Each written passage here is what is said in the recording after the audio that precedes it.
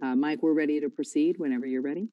Okay, it took a little bit, but everybody's here from the board and ready to go. Okay, we've allowed people to come into the room. So we'll begin this special board meeting of the Oceanside School Board of September 29th. Let the roll call note that all board members are present and accounted for. I will first report on public action that we took in our closed session a few moments ago. In closed session, the board voted 5-0 to ratify a separation agreement for the resignation and retirement of one certificated employee number 232169, effective April 17th, 2021. And that was the extent of our direction and actions in closed session. So we'll begin the evening with a presentation by staff on the consideration for return to in-person instruction and the educational program of the district as it stands today. We'll have an opening presentation by staff. We'll have some questions by members of the board for clarification during that period if need be. And then we'll have public comment provided. We have over 28, I think, speaker slips submitted as a few minutes ago. So that'll be a challenge tonight, but we can get through all of that if everybody stays timely and on point. Please, I'll repeat this later, but you'll have 3 minutes to speak. And in those 3 minutes, there's warning lights and a time clock comes up on your screen, so you're aware of the time frame. We won't start that clock. In fact, there's even a little dead time before the clock starts spinning when we finally put you on the Zoom call and your time is up for talking. The 3 minute mark will hit and your time will run out, and then it will just cut off the speaker and we will go on to the next speaker with that. The other thing that we'll try and do when we get to the calling on the public is that we'll try and announce 3 to 5 names so that you can maybe hear that and get a little heads up and be ready to come to the Zoom meeting. And I know there's a lot of other things going on this evening in the world, but this is an important thing and we're glad you're here with us. So with that, we'll open up for presentation by staff. Julie? Great. So Greg will display our presentation. And thank you, Board of Education, for this opportunity to address you. And this evening, we will give you updated information on the return to in-person instruction and literally everything in between. We have quite a few people joining us in this presentation this evening.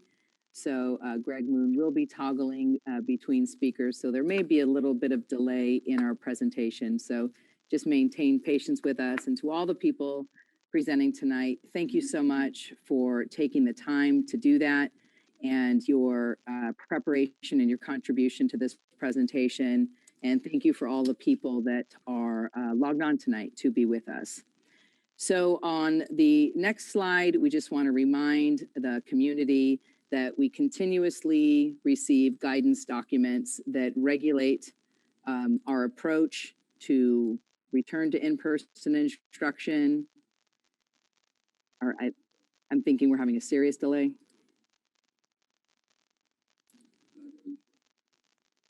Okay. Stand by for a little bit of technical difficulty.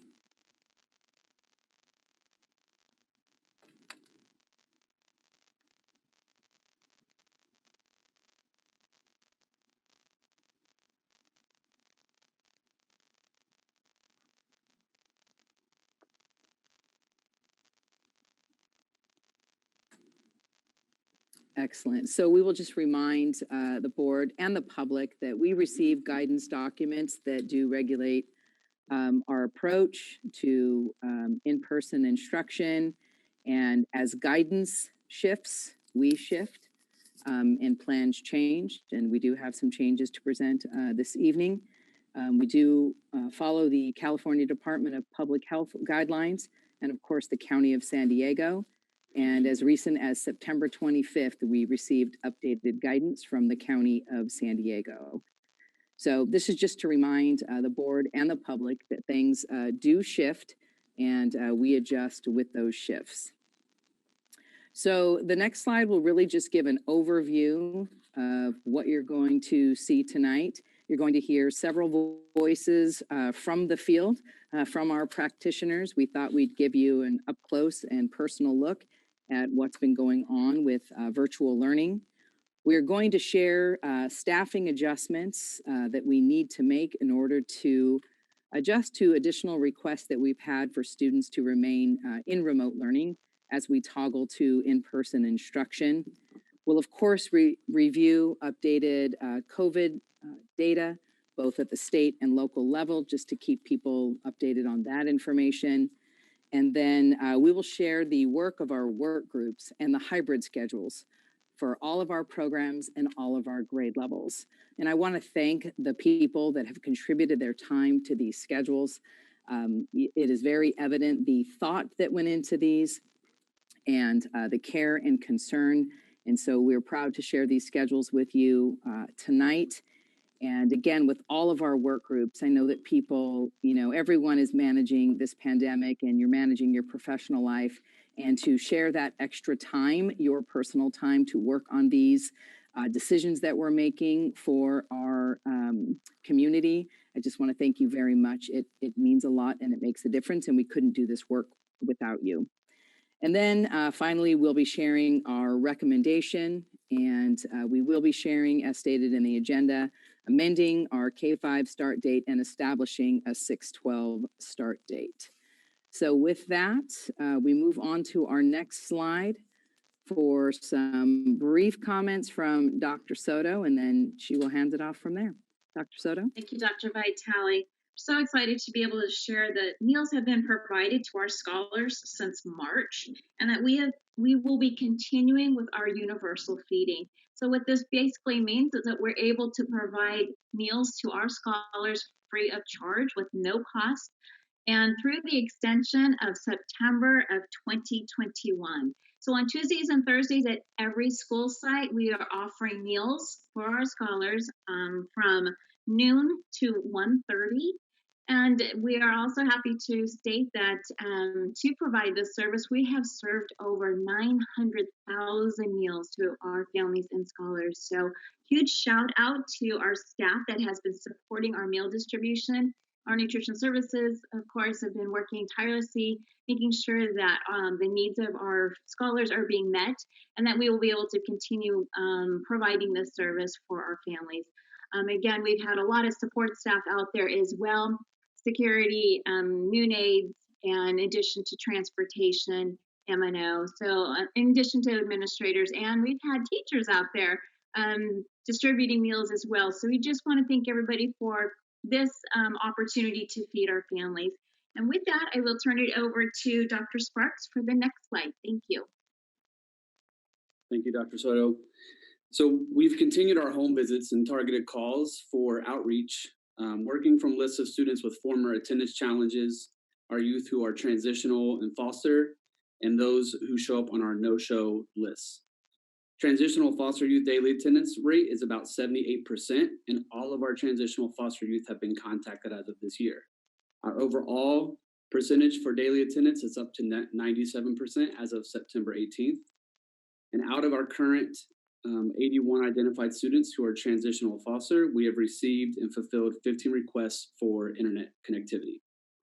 Additionally, we have updated our attendance procedure to not only track attendance in class, but the ways in which students engage overall in their learning as well, including completing online assignments and assessments and participating in teacher office hours.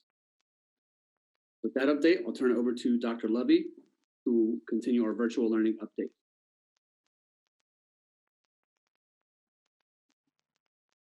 Good evening, board and community. Thank you. Over the last 7 weeks since school started, I've been able to visit 36 classrooms and in 10 schools. It's been a wonderful opportunity to be able to see our staff in action, doing what they do best, which is teaching and connecting with our students. And the thing is, I could tell you a lot of wonderful things you can see from these photographs. We have the arts going on, we have students listening, we have writing.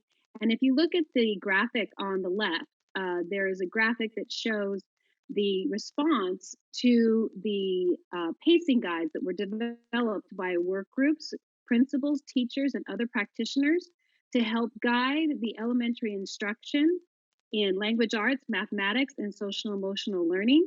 And you can see overwhelmingly the response to this survey is that these pacing guides have been very helpful to ensuring a smooth transition into virtual learning. But as much as I can say, it's not as good as hearing from our actual practitioners. So I'd like to start by inviting Ms. Hatfield and Ms. Rodriguez, our elementary counselors, to share about what they're doing for social emotional learning. Ms. Hatfield, Ms. Rodriguez.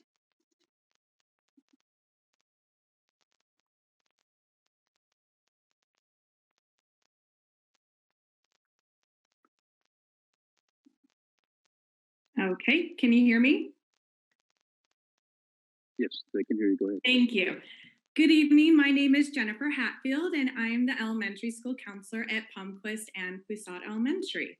When we moved to virtual learning last March, we quickly realized that we needed to adapt and create new ways to connect with our students and their families. As a result, we developed a school counseling website for our schools that contain a wealth of resources for our students and their parents. Some of these websites include activities that focus on mindfulness and support the emotional wellness of our students. Some examples include Mindful Mondays and Wellness Wednesdays that provide self-care activities, Thoughtful Thursdays, which provide social emotional mini lessons, and Feel Good Fridays for students to read inspirational or feel good thoughts each week. We also created a virtual calming room on our websites where students can pick from many different activities, such as listening to music, visual relaxation and exercise videos, watching live animal cameras, and creating art online. We also recognize the importance of students' social development and needing to stay connected with their peers. We have been providing opportunities for students to connect with each other by doing fun activities and games with the school counselor virtually. This includes lunch bunches, Fun Fridays, What's Up Wednesdays, and a middle school transition week at the end of last year. We have also been providing individual check-ins virtually with our students, meeting with parents virtually, and providing referrals for our families to community resources when needed. We also understand that as a school counselor, we are here to support the entire team, which also includes our teachers and staff. Working with our school psychologists, we have created self-care handouts for our school staff last year during distance learning and have been continuing to provide these resources this year. Lastly, we were pleased to develop the social emotional curriculum that teachers can use weekly in their classrooms. These lessons supplement and provide the foundation for the monthly lessons that the school counselor provide to all of our students.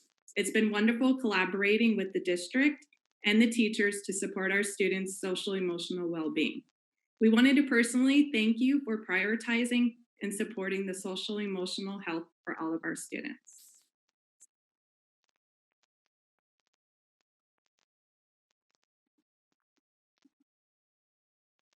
Thank you so much, Ms. Hatfield. Ms. Rodriguez, did you have something to add to that?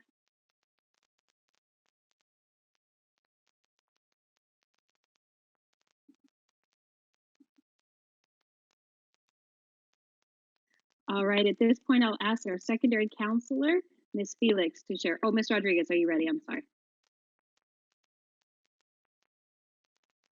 Please go ahead.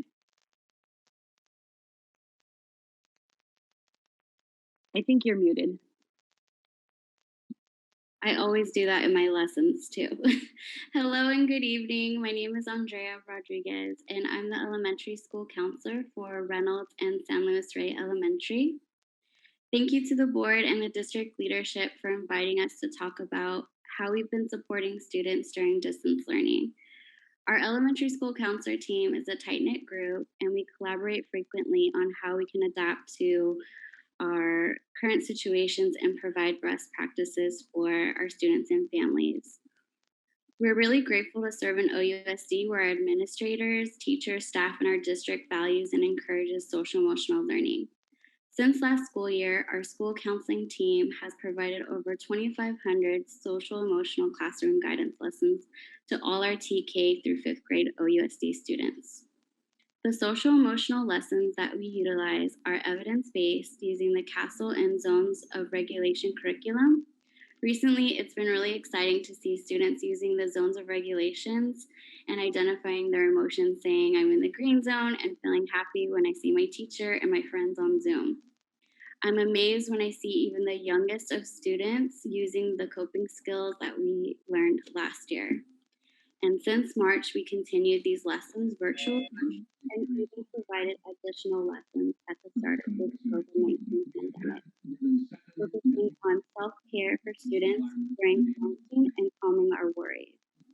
Knowing that families may have been impacted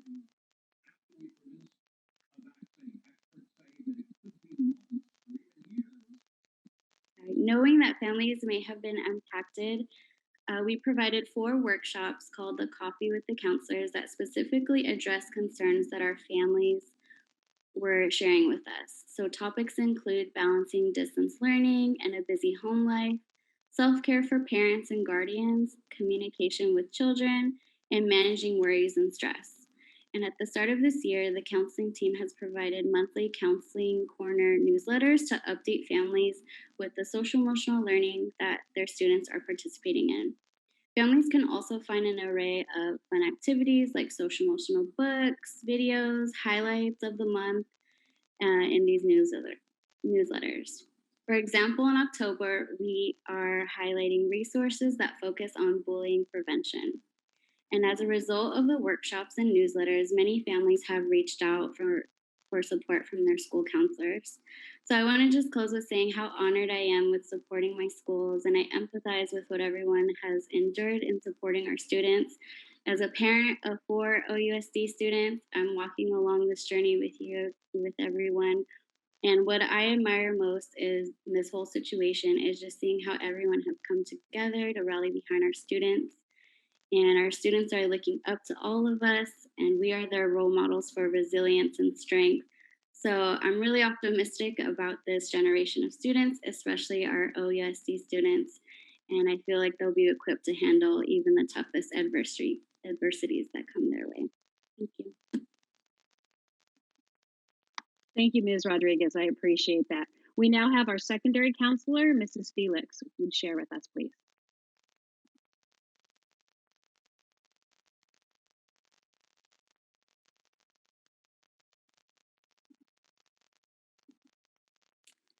Good evening. Thank you for having a school counselor at El Camino High School. I can tell you that El Camino High School counselors have really adjusted our practices. Since schools closed last spring, we've been working diligently to connect with students and families during virtual learning. We know how important it is for students to have a connection with school. And in order to do this, we've set up several tools, or we're using several tools that teachers typically use to connect with students, like Google Classroom and Google Meets.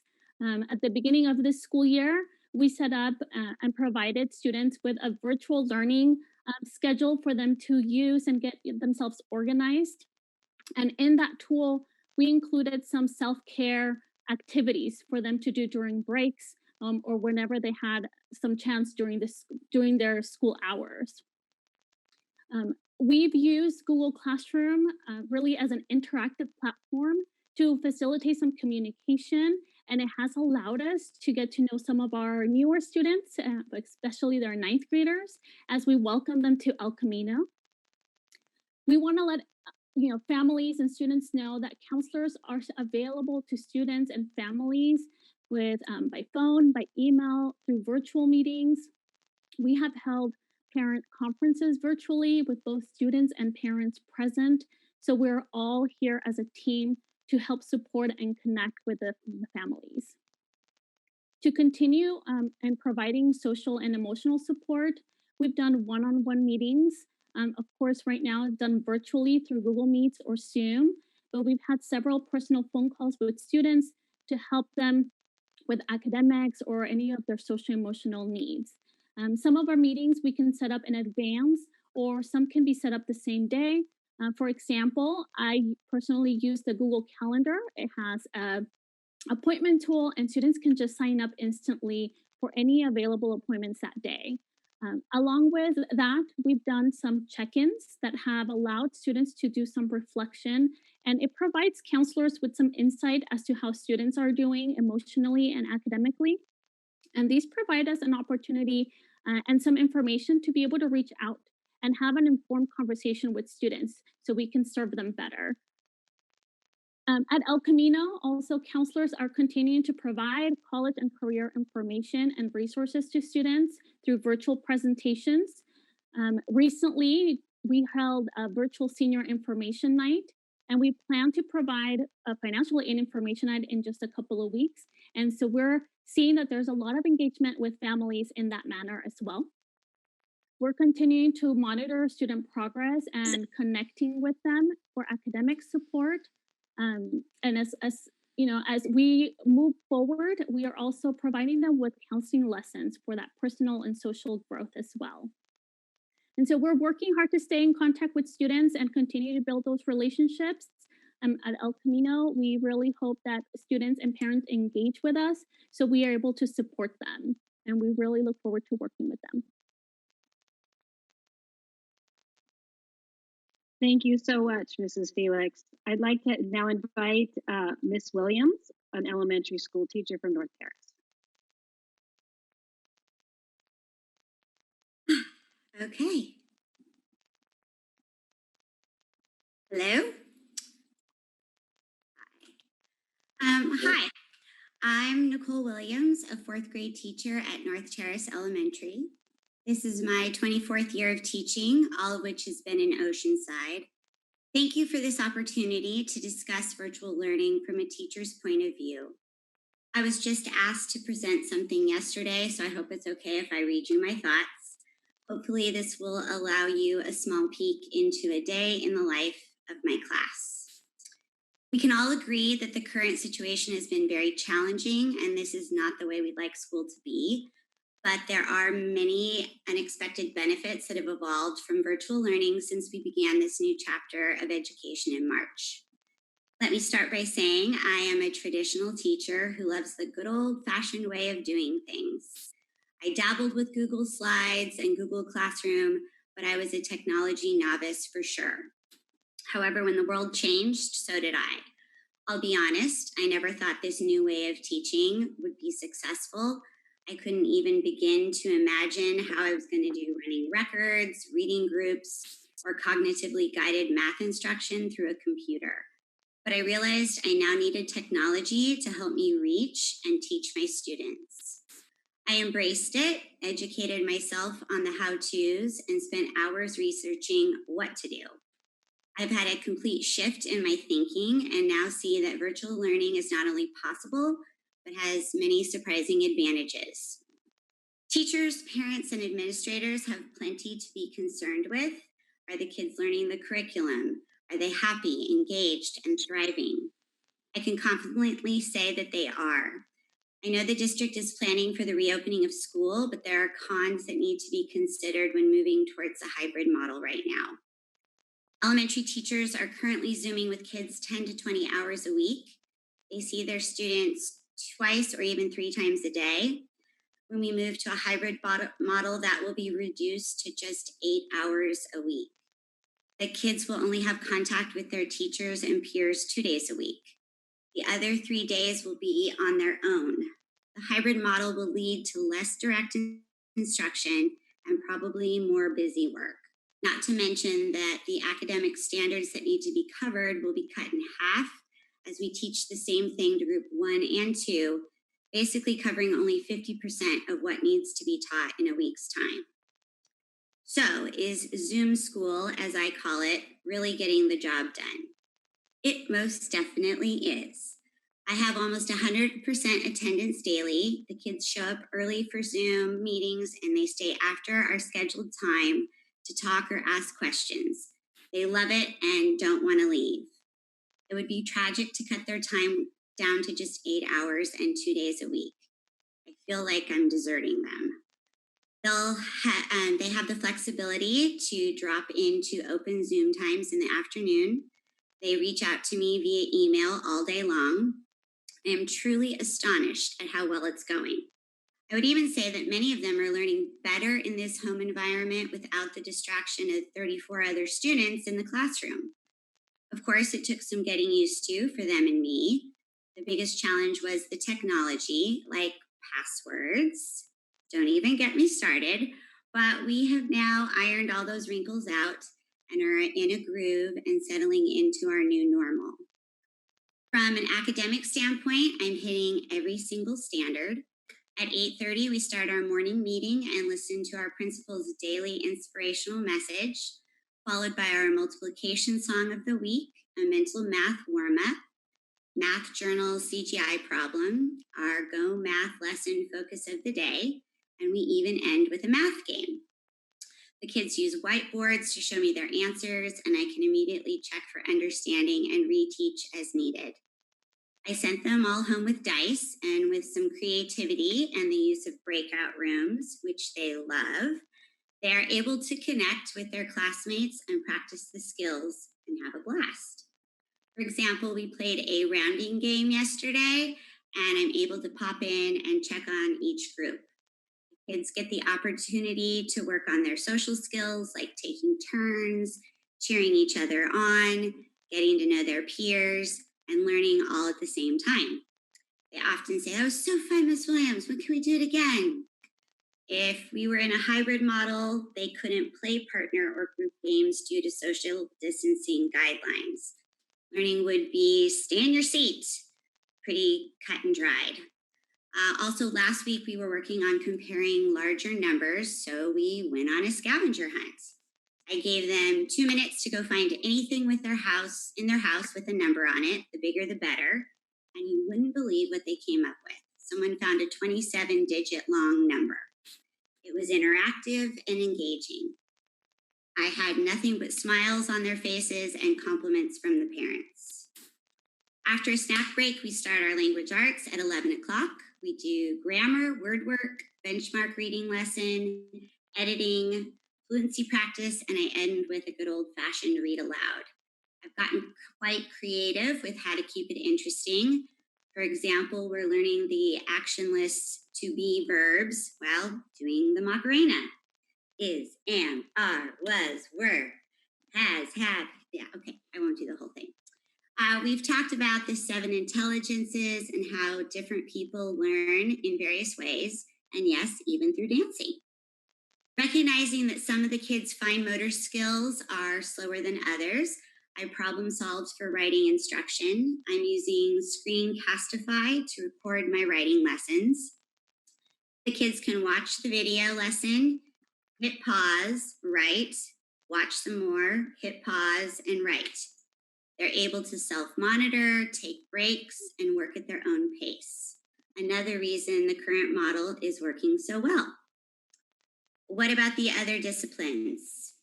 We have music on Mondays, lunch bunch meetups on Tuesdays, PE on Wednesdays, art on Fridays, and social studies and science twice a week. All the standards are being covered and covered well. Speaking of science, I made science kits for the trimester for each child.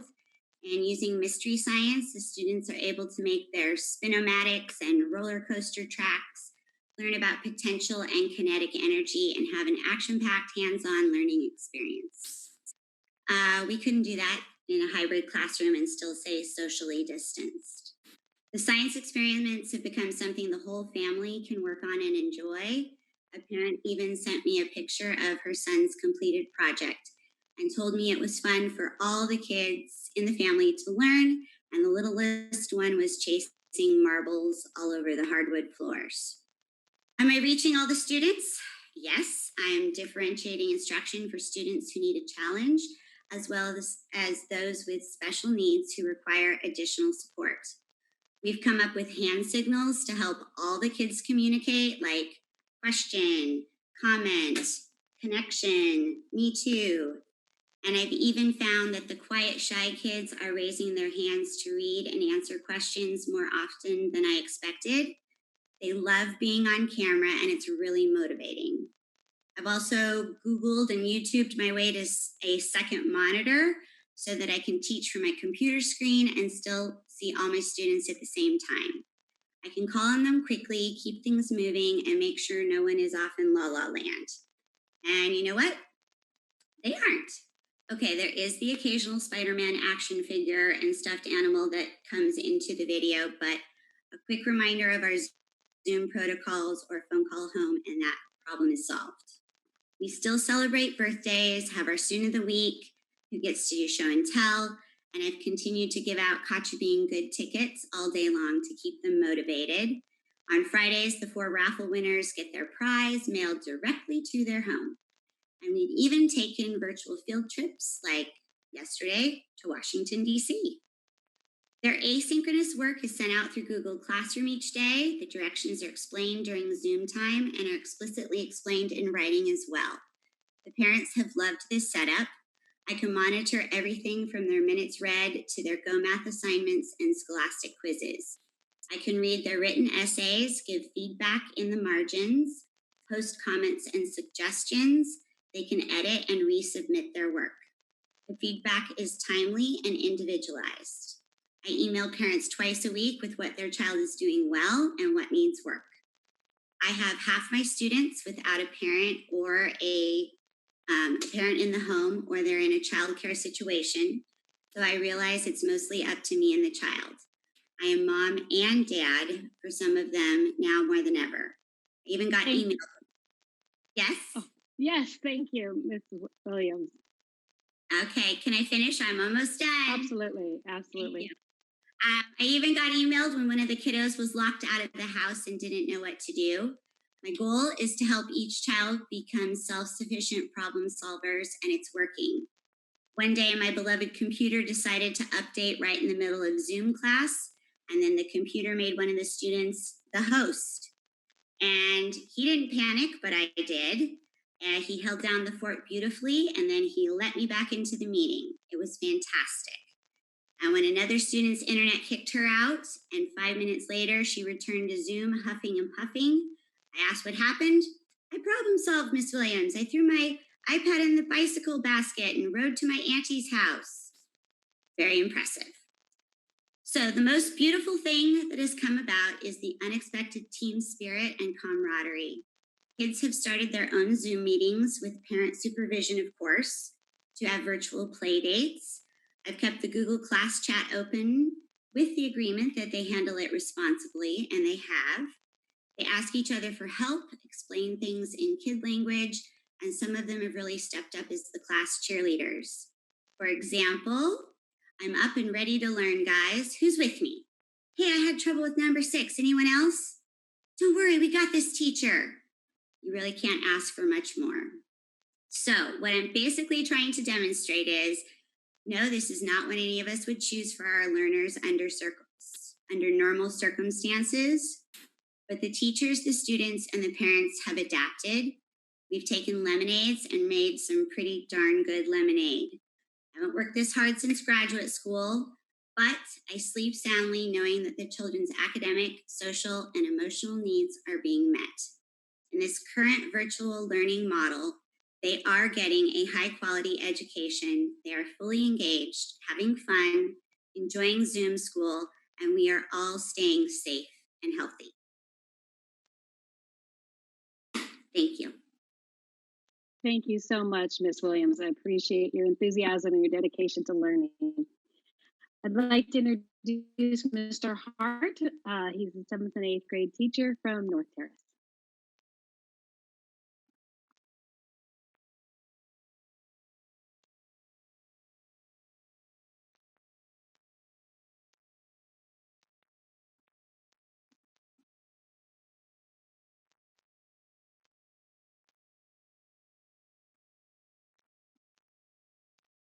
Guess I was on mute.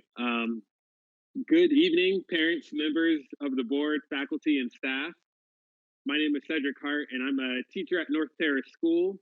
I have the pleasure of working with 7th and 8th grade scholars, and I have been honored with the request to share some positive experiences I've had with my scholars while distance learning. Before I do that, I would really like to take a second to thank the parents, guardians, and all of the adults that are helping our scholars navigate through distance learning by providing them with support where they need it. You are the true heroes of distance learning. I would like to acknowledge my fellow educators for becoming the most creative people I know and keeping scholars engaged. I am learning daily from all of you. Lastly, thank you, members of the board, for working tirelessly to make the hard decisions and figure out how to navigate in uncharted waters. Over the last several months, as an educator and parent of an energetic toddler, there have been several challenges, both professionally and personally, but there have also been successes and several positives that I have experienced as an educator and a parent. My favorite part of distance learning was teaching and my scholars surprising me. For example, the other day I put up a puzzle up on Google Classroom as a brain teaser just to start off class. And I thought it would be a fun five-minute activity to get creative juices flowing. But what it turned out to be was really something quite beautiful. Students who normally kept quiet started to share ideas on how to solve the puzzle, and each and every scholar in my class started to collaborate with each other. At the end of the allotted time, my scholars had not solved the puzzle, so I promised time at the end to revisit it. Throughout the class, scholars remained engaged in the material I was presenting and then came together at the end to work on the puzzle that involved collaboration, math, problem solving, and communication. On another occasion, a scholar needed extra help with a math problem. As I pulled up my whiteboard to draw out his question, other scholars who had successfully solved the problem kindly provided him guidance on how to eventually find the solution to the problem. I watched in awe as he started to make connections in his homework as well as with his peers. This snowballed into others asking questions and applying what they were learning to additional problems.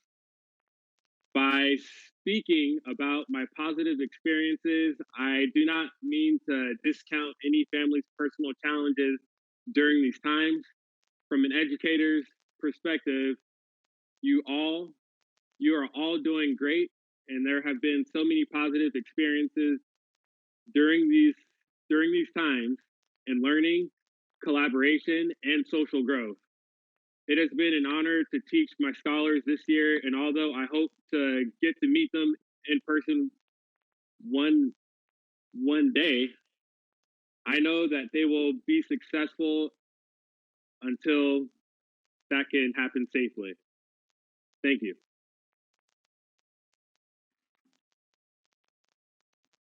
Thank you, Mr. Hart. I appreciate that. Mr. Driscoll from Oceanside High School. He's a secondary English teacher and a tech lead learner. Mr. Driscoll?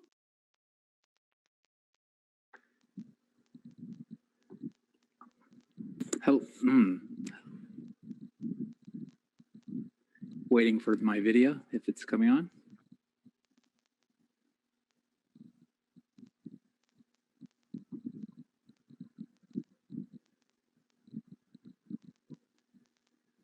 Mr. Driscoll, I believe you turn your own video on and off.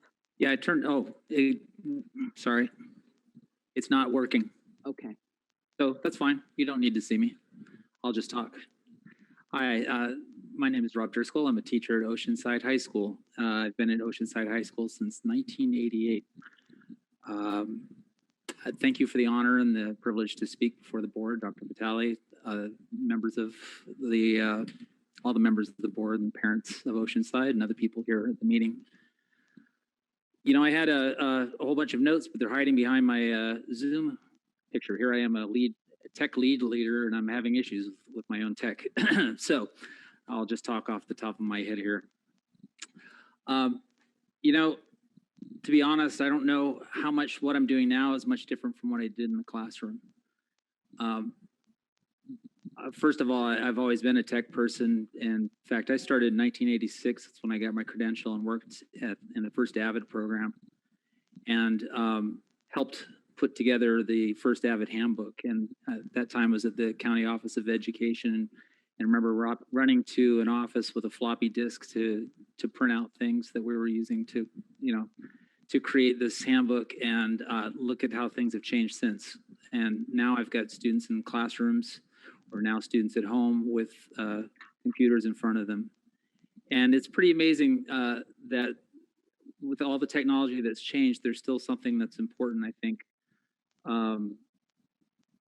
The underlying theme, I guess, of my teaching, which is how can I reach every single one of these kids and how can I give them the best possible education? So I try to think about that when the kids come into the classroom, and now it's into my Zoom room, or I use Meet as a matter of fact. And I have music playing when they come in. I use something, I found a streaming YouTube video site that uses, they call it like a lo-fi kind of sound. It's just like nice beat. And there's no lyrics, so there's nothing to distract the students as far as that's concerned. And I did a questionnaire for students for the first 6 weeks, and that was one of the things they said they like. They like the music when they come in, and I greet them as they are appearing on my screen. And once there's a sufficient group of kids in there, we start the class. I present something to the students every day. This is what we're doing. I have the agenda for them. They said that that's something that they like. I tell them ahead of time what they're going to learn. And then we get into it. And I try to connect with what we were doing before with what we're doing now and give them a sense of where we're going in the future.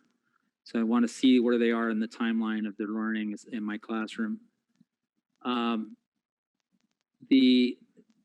And that was something also that they commented on that they liked. They knew what was happening in the class. And something I kind of developed my little system almost immediately. I realized that with kids having problems with connectivity, that it was going to be important to have time off.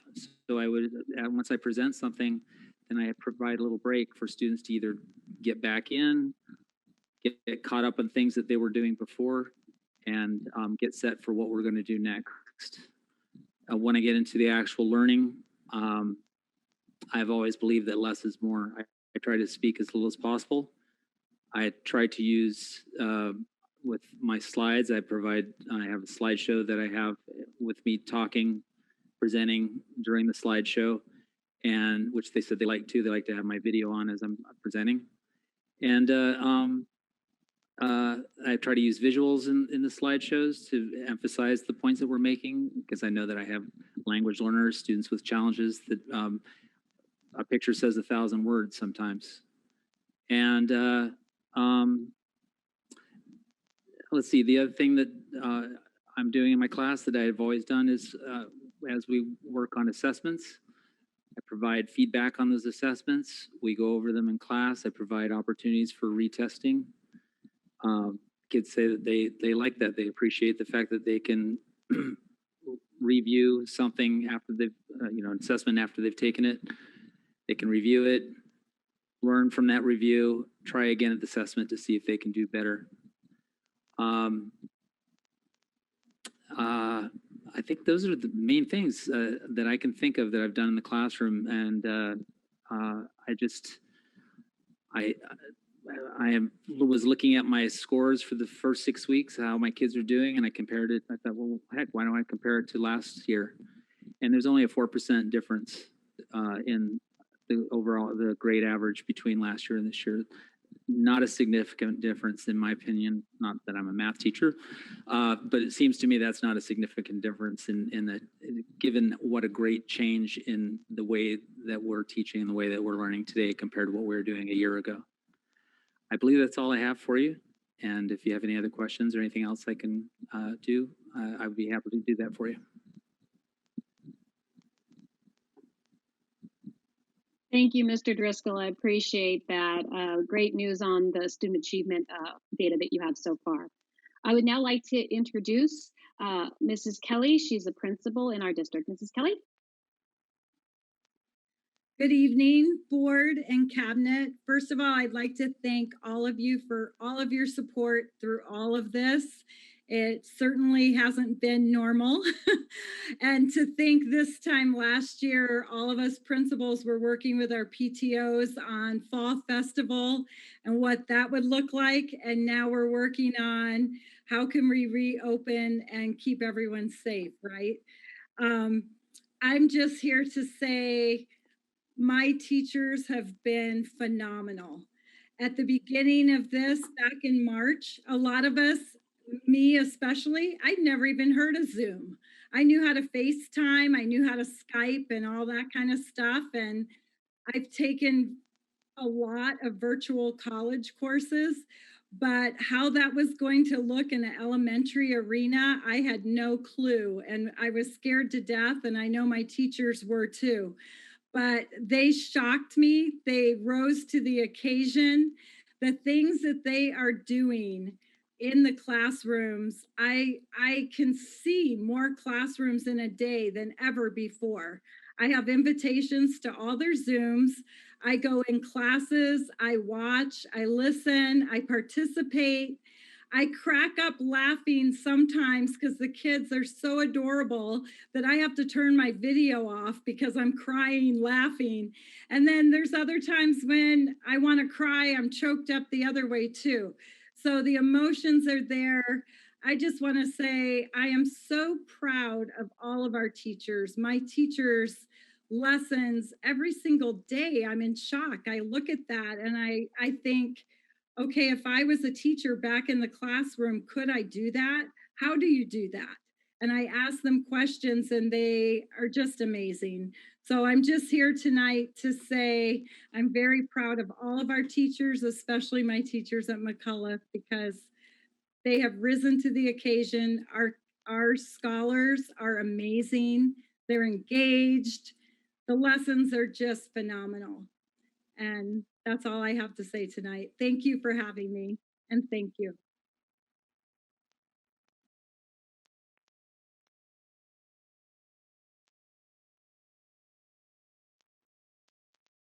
Dr. Levy, do you want to introduce our next speaker?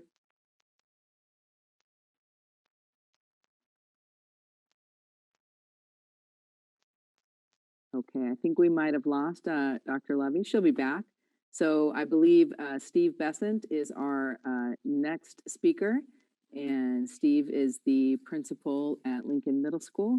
And Steve, if you'll take yourself off of mute, and we'd love to hear your contribution, please.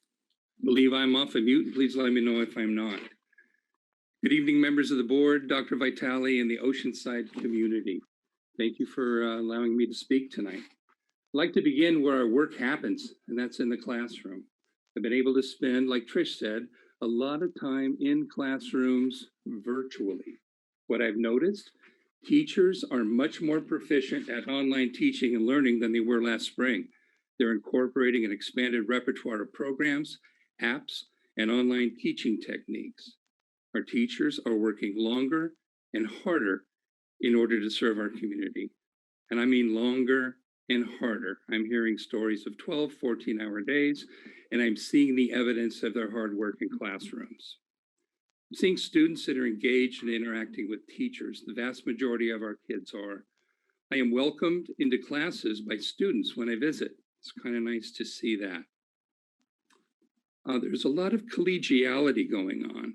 Students are helping one another in class, verbally or through the chat, which is encouraging because they might be a mile away from one another and they're helping one another as if they were sitting at the same table.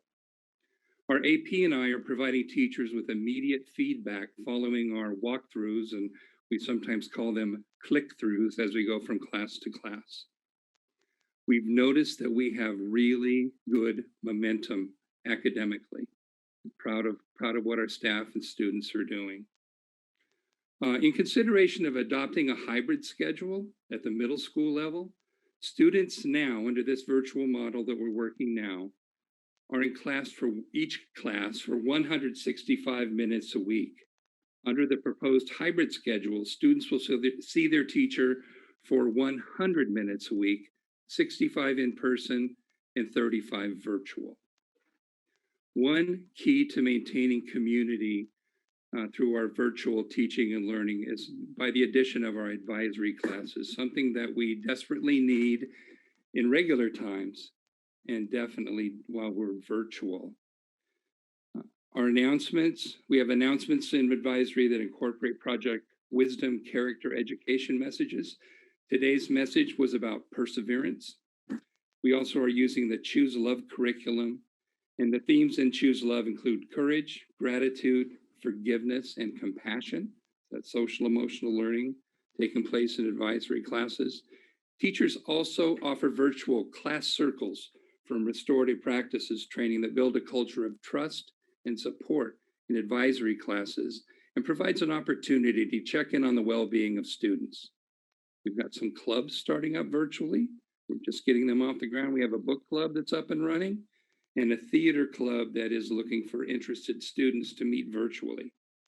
Our Gear Up program is serving the 8th graders in the current Gear Up cohort, and they are providing virtual academic support. Our Gear Up folks are actually in classrooms so that when they work with students after school, they know how to, they know the curriculum. They're talking the same talk. And Gear Up is also offering virtual field trips.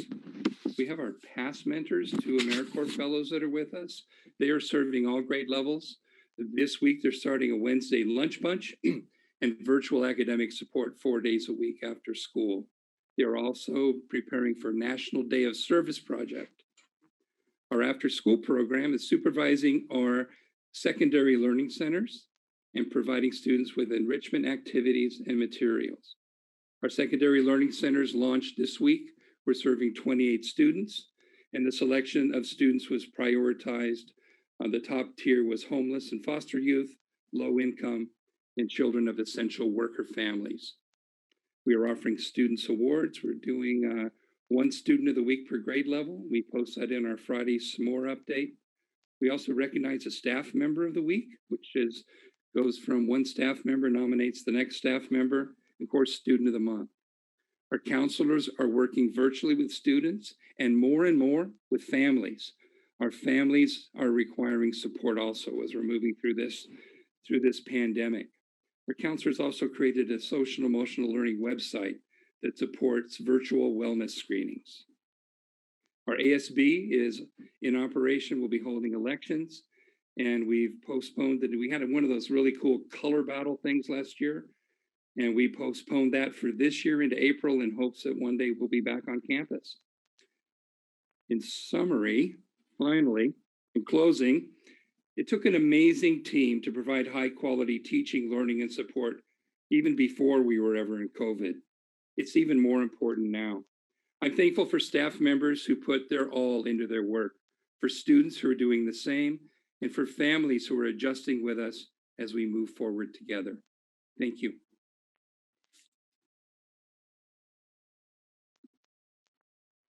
Thank you, Mr. Basenta. We appreciate your perspective, and thank you to all of our professionals for their perspective, for their ideas, and for the hard work that they're doing each and every day to provide a quality education to our students. So thank you so much to all the panelists. At this time, I'd like to turn it over, next slide please, to Mr. Wood, our Director of Special Education. Thank you, Dr. Levy, and good evening to the board and Dr. Vitale and members. I'm happy to say that in addition to continuing virtual assessments, Special Ed has been conducting student assessments in person by appointment. Assessments are completed by a variety of professionals. We have teachers, we have speech pathologists, school psychologists, nurses, occupational therapists, and physical therapists, all conducting assessments. Since September 14th, we've contacted 85 families to schedule assessments. We've conducted 36 assessments during that time and scheduled an additional 43 assessments to be conducted prior to October 16th, 2020. We'll continue to work on our assessments and make sure that we are addressing the needs of our students with disabilities. And now I'd like to turn it over to Dr. Sparks. Thank you, Jim. Just a quick update on our expanded enrichment program. Our initial interest survey was sent to all families in July, where we received 505 responses. Those 505 families were emailed an expanded enrichment program invitation, including having families identify their essential worker status, as well as those families who had students who were transitional or foster youth. 310 declined or did not respond to the invitation. 198 families began participating. 97 phone calls were made to Tier 1 families, whereas 64 in the program either did not respond. Students currently enrolled again in our expanded enrichment program is 198 students and growing. We're enrolling students on a daily basis. And as of Friday, 9/25, all remaining initially interested families were contacted to ensure their enrollment or to revisit their interest in the expanded enrichment program. We're now revisiting all of our initial lists, prioritizing our Tier 4 responses, which are all other responses, as well as families who were originally waitlisted because of their essential worker status, or those who did not initially respond. We're doing this so that we can offer them remaining spots in our current program, as well as determine needs for opening additional classrooms for programming across our current sites, as well as those who have not yet hosted expanded enrichment, in the event that we transition to a hybrid or other in-person learning model and we need to have additional expanded enrichment programs available. That's the update for expanded enrichment, and I'll pass it now over to Dr. Lawrence. Thank you. Next slide, please. A survey was sent out to secondary families to gain further understanding of what our secondary scholars desire for the return to middle and high school. The survey initially asked families if they desire to remain in a virtual state or return in a hybrid learning format. A majority responded with the desire to return in a hybrid format. The top reasons for this was socialization, more time with the teacher, return to normal student is struggling, and physical activity and sports. It is important to note that these top reasons indicate a desire by families for a return to a normal schooling structure. Unfortunately, while we are in a pandemic state, the top reasons provided cannot all be achieved through a hybrid schedule. A hybrid schedule reflects a transition towards a normal state. While the transitional plan of a hybrid schedule at the secondary level would provide physical time for students to connect and socialize with their peers to some degree, it will not fully meet many of the top desires brought forward within the survey. Some of those reasons will be presented as we progress further within this presentation. Next slide, please. Secondary learning centers were created to provide our most at-promise students with a space to engage in virtual learning with the support of an adult in the room. These learning centers opened this week at all secondary sites, including the base. Currently, these centers are available at a limited capacity based on health, space, and capacity limits. We have received interest from over 243 families and provided initial acceptance to families who meet the tiered priority requirements.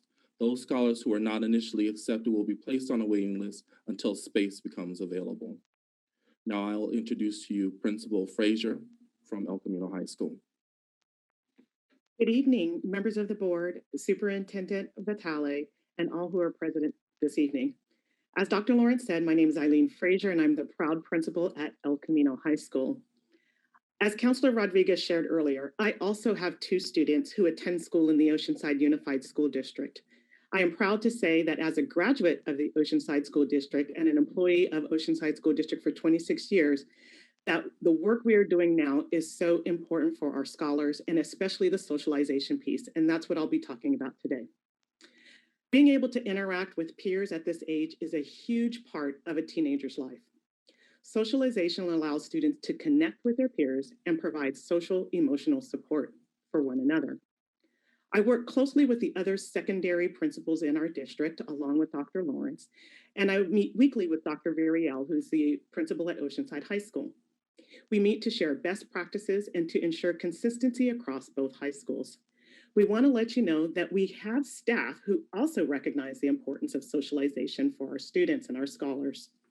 There are members of staff who want to bring back students on campus in small groups.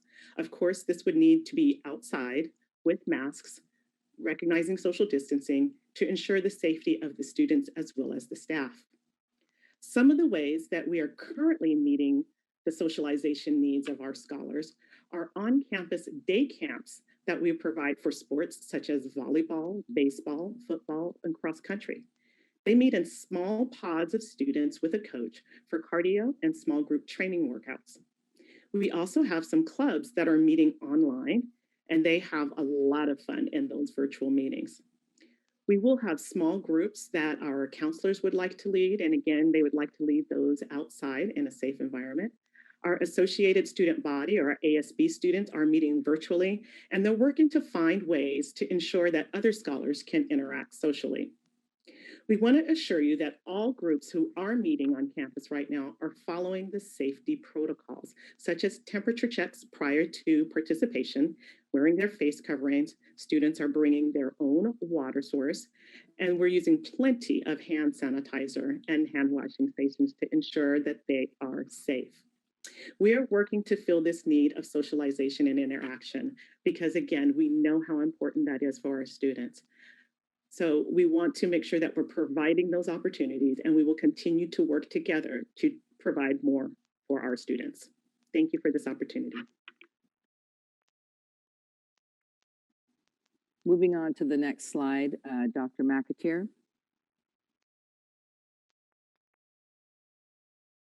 Thank you, Ms. Frazier. We appreciate that. We started this year with a new program, the virtual learning, which we assigned over to our Surfside Academy location. And we began the school year with 430 students that were enrolled in either the independent study or virtual learning. You can see the breakdown there of the grade levels.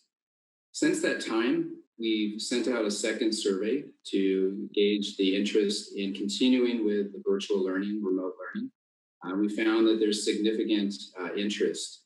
An additional 334 new students have been identified as being interested in the program, which shows a great interest. That's almost 1,000% or almost 100% in interest of what we currently started with year.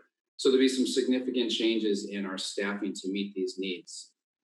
As we look at the staffing needs, we're going to have to begin with looking at teachers that have requests either for an independent study or virtual learning environment. And we do have some, and we have to take great care in following to make sure that we are trying to select the staff members that can fulfill those roles and have the right credentials. And as we do that, creates a domino effect where then those positions must be backfilled.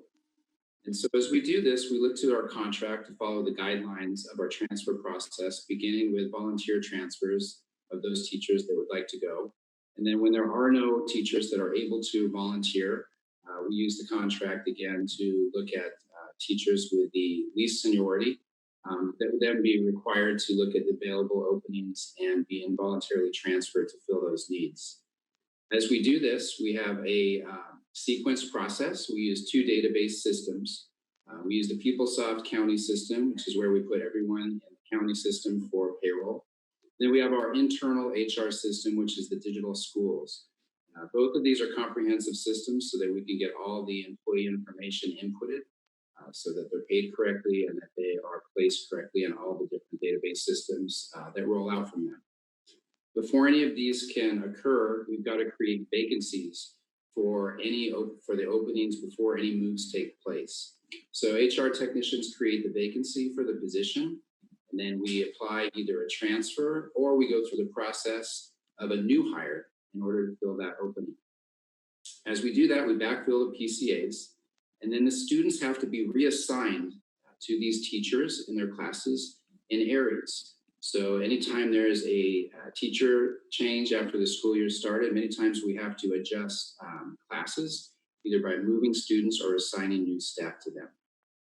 In addition, these students that are transferring over to the virtual or remote learning environment will need to be assigned to a new classroom teacher roster and supported by educational systems for their online learning platforms and assign the new curriculum. All of these things take a significant amount of time. There's a lot of integration in other systems that must be done. Next slide will share little bit beyond our regular ed students, we have some special ed students that also have voice requests for virtual or remote learning. So almost 25% of the students that are eligible are still interested in maintaining that virtual experience. So we have 21 preschool through kindergarten students and 39 TK through 5th grade students. So when we started the school year, we had about 16 teachers that we had to reassign out of regular classroom traditional environments into virtual learning or independent study. So we'll be looking to do this again, which takes time. One of the things in HR, it's important that we put accuracy over speed. So it's important that we take our time to make sure that students have enough time to be reassigned and that the staff is given notice, has time to prepare, adjust, get the materials ready, and assignments completed. So we'll be working on this. We're excited that there's a continued interest, and we've heard some of the speakers explain why the virtual learning has been so successful. There's been many great surprises in the success of that. HR will be shifting and doing our work to make sure that we are able to meet the needs of these families. And this is an important consideration as we look to the timeline, as we roll out some new timelines for in-person instruction with our recommendations tonight. So there's an update for HR and our staffing, and I'd like to now introduce back to Dr. Levy. Thank you so much. So we have the next slide, please. Board, we've had an opportunity now to share with you our virtual learning, and now we'd like to pivot into reviewing a little bit about the state tiered levels. So as you recall at our last board meeting, we outlined for you the California state COVID-19 levels that are used for industry guidance across a variety of industries, from schools to hair salons to gyms to restaurants. And we know that there are 4 levels. The most restricted level is purple, widespread, followed by red, which is substantial, orange, and then yellow. And so each of these tiers has specific guidance. And most interestingly to us is the prohibited activities for schools. So with the purple level, what we find is that schools are not able to open for in-person instruction. However, in a red level, we are allowed as a county to open for in-person instruction. Next level, please. I'm sorry, next slide, please.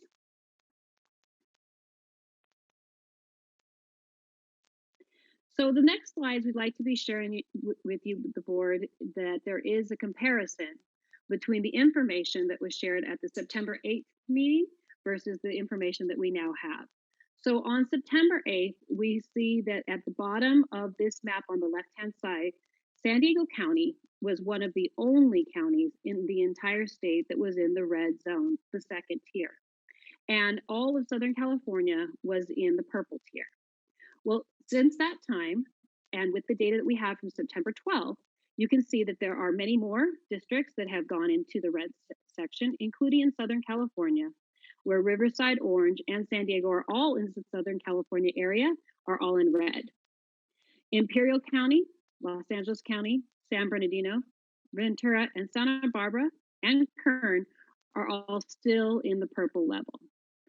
Across the state, a majority of our counties are in the purple level, and the rest are in either red, orange, or yellow. Next slide, please. Well, looking at state data is important. We want to make sure that we look at local data. Decisions about our students and our community are local decisions, and we want to make sure that we have the best possible data.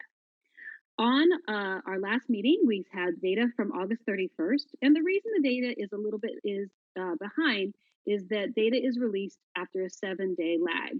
The county releases this public data on every Tuesday, which is a 7-day average over 7 days with a 7-day lag.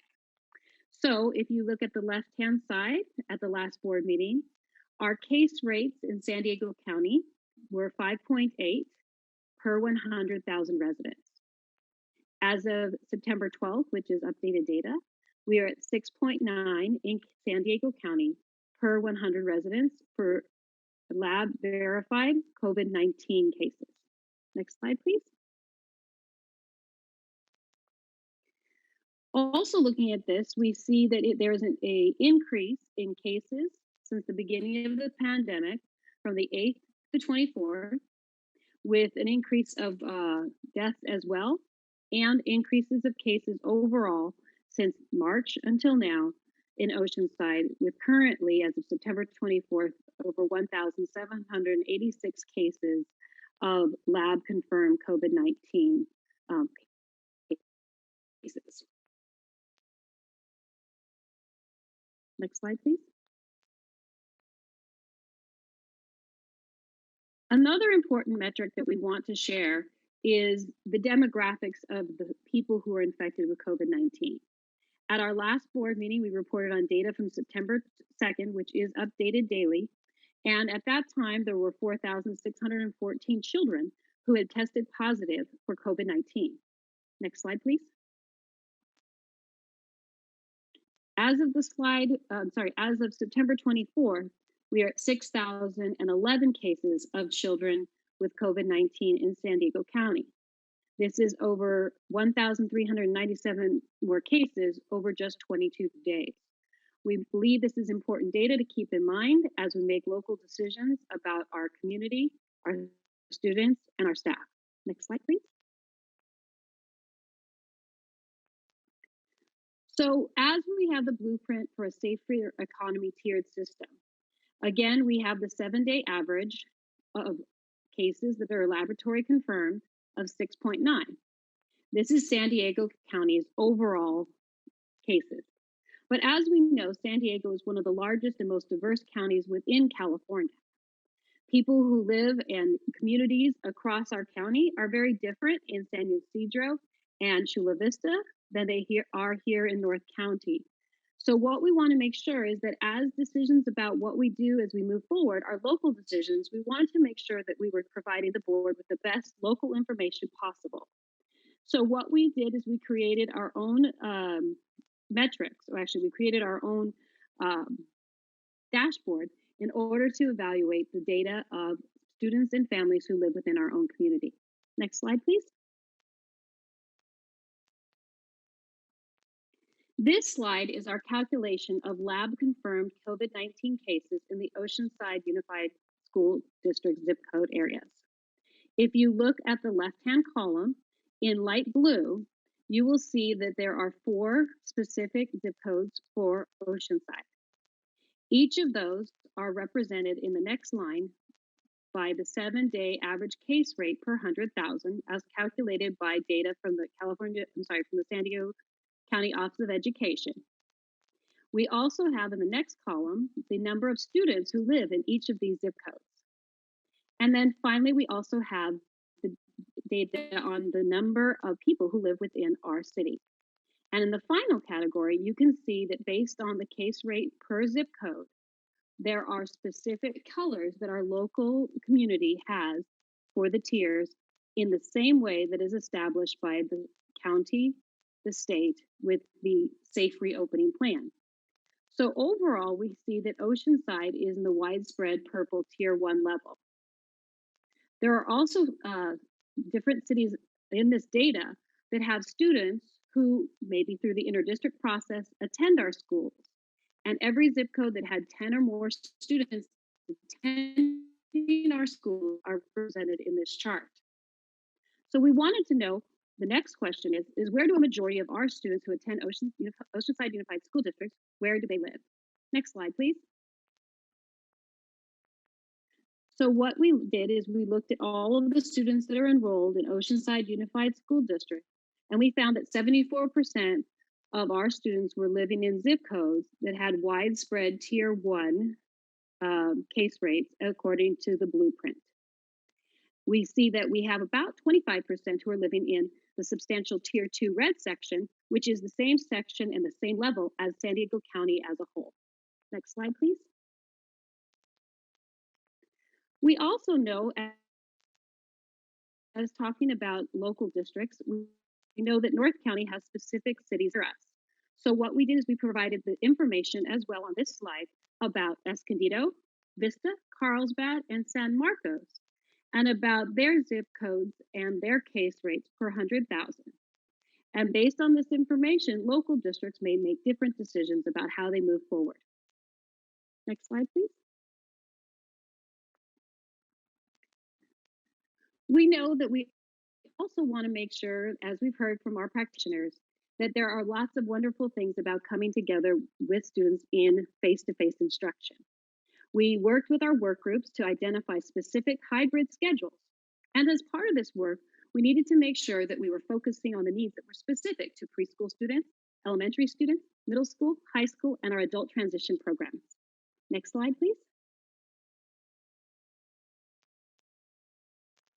As we did this work, we realized that it was essential that we balance two things very carefully at this time of pandemic: the health and safety and the educational outcomes for our students. So every one of our decisions were based on these two things. We want to make sure that the focus and the lens that we use are ensuring that we are meeting these two very important priorities for our community. Next slide, please. So as the work group worked, what they looked at were the health needs and the guidance from the San Diego Department of Public Health, the California Department of Public Health. In these guidance documents, what we know is that smaller groups and cohorts are essential to healthy outcomes as we move into in-person instruction. We also wanted to make sure that we had outstanding instruction. We wanted to make sure that we were able to cohort students, which is quite possible in an elementary classroom, but maybe more challenging and is almost impossible in a secondary classroom. We want to make sure that we had consistent groups of children and adults, and that we want to make sure that we are able to achieve daily interactions with our students and high quality instruction so that our students are prepared for the future. We want to make sure that in-person, virtual, and hybrid instruction are all focused on the well-being of our students. Next slide, please. So as a work group that worked for many, many months, we wanted to make sure that we looked at a variety of models for in-person instruction. We examined 3 models. The first model was all students all day. This had the advantage of more instructional time for all students. However, the health criteria would not allow for smaller groups or cohorts of students in elementary or secondary. Physical distancing in classrooms would not be a possibility. So therefore, while it is a good model for our instructional goal, the lens of health, it was lacking. We then looked at hybrid full day models. The advantage of this was more time at school for students, and that also meant more time in personal protective equipment, or PPE. A hybrid full day also didn't allow for enough time for virtual instruction, which has had many surprising benefits to students. In the hybrid full day instruction, there weren't opportunities for small group and one-on-one student support based on our current resources. We then looked at our hybrid minimum day. In this section, in this model, we were able to see in-person instructional time. Virtual learning could be designed for students who are learning at home. Physical distancing is possible. Cohorts would be in place for our elementary, although not with our secondary students. And there would be time for small group and one-on-one student support. At this time, we would like to share with you the hybrid minimum day schedule that we feel balance the health and educational needs of our students in the best possible way. Mrs. Gravelin and Dr. Lawrence will now explain the detail of the hybrid design schedules across all of our different cohort groups. Thank you, Dr. Levy. Thank you, Dr. Levy, and good evening, board. Dr. Vitale, Executive Cabinet. I appreciate and want to extend a thank you to our work groups who did work tirelessly, as was mentioned before, to look at the pros and cons of every one of our models and considerations. And they did land on the idea that the half-day hybrid model really met the health and safety needs and also offered academic supports for all of our scholars. The half-day hybrid model allows for cohorting of students. It allows for in-person instruction for all students. It offers time for small group intervention and family support in our afternoons. and it allows for cleaning of our campuses midweek in between cohorts. When you start to look at the schedules that we'll review here, you're going to notice a number of similarities. So we're going to start with preschool. This is our state preschool proposed hybrid model. Preschool would continue in an AM and PM program. For the AM session, we'll divide the group of approximately 20 students, and that's an average, in half. So we'll have a 10-to-1 student to adult ratio. One teacher will instruct in class for 10 students in person, and the partner teacher will then take the other 10 students virtually. The groups will alternate days for in-person instruction and then also virtual learning. This provides the maximum opportunity for our youngest of our learners to spend time in person with their teachers. The PM program would work exactly the same. So as is built into this schedule, there is a cleaning opportunity in between each of the groups entering in and out of the classrooms so that there'll be time for an hour's worth of cleaning as our children move from AM to PM program. Picnic style breakfast and lunch will be held for all students. Next slide, please. Proposed transitional kindergarten hybrid schedule and the kindergarten hybrid schedule do look very much the same.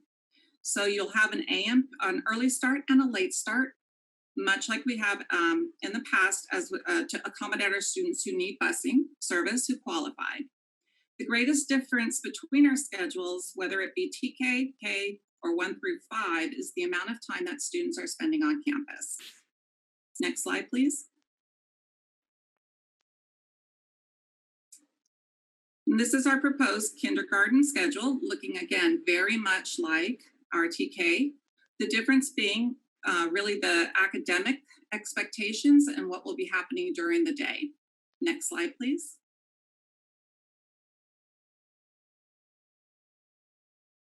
So this is the elementary hybrid half-day model for grades 1 through 5. And I'll stop here long enough that we can kind of look at how this schedule would operate.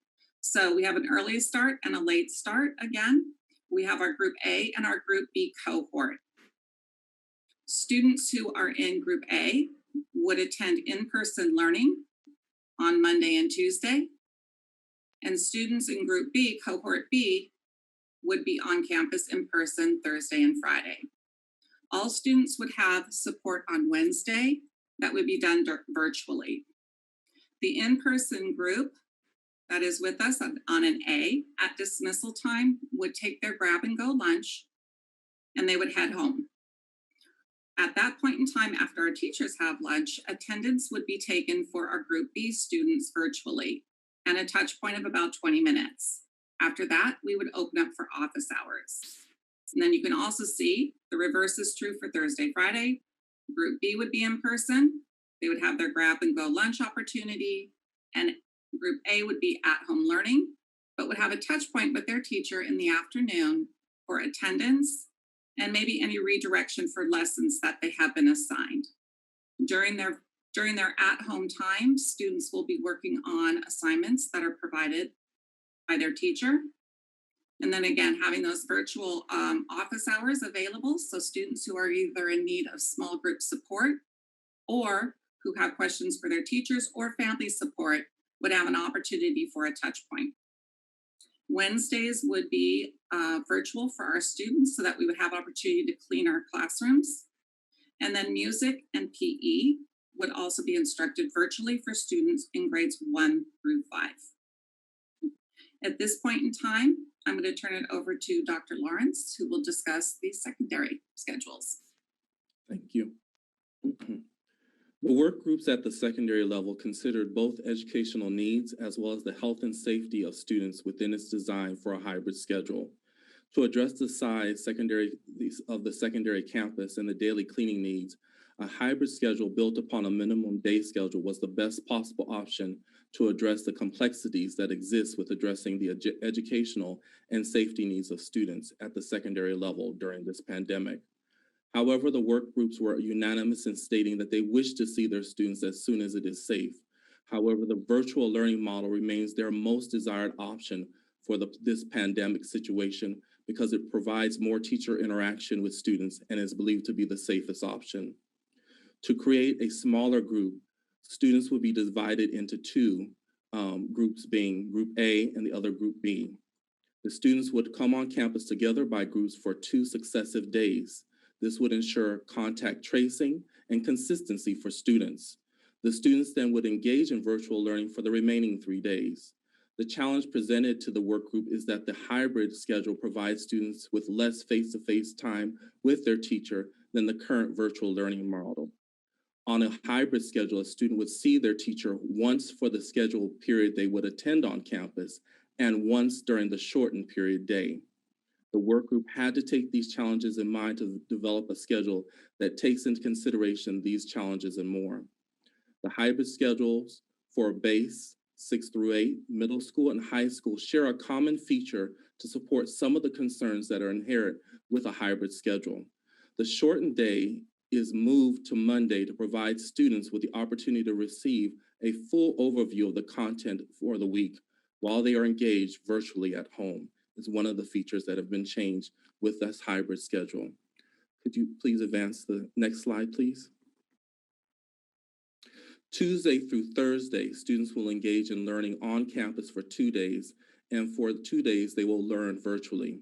While on campus, students will attend 4 classes if they are on the traditional middle school campus at 65 minutes a period, and 3 classes if they are on base for 80 minutes a period, or at the high school campus for 3 periods at 85 minutes a period. While on campus, classes such as PE, band, chorus, Marine Corps JROTC classes will not engage in the same manner that they are accustomed to due to health and safety guidelines.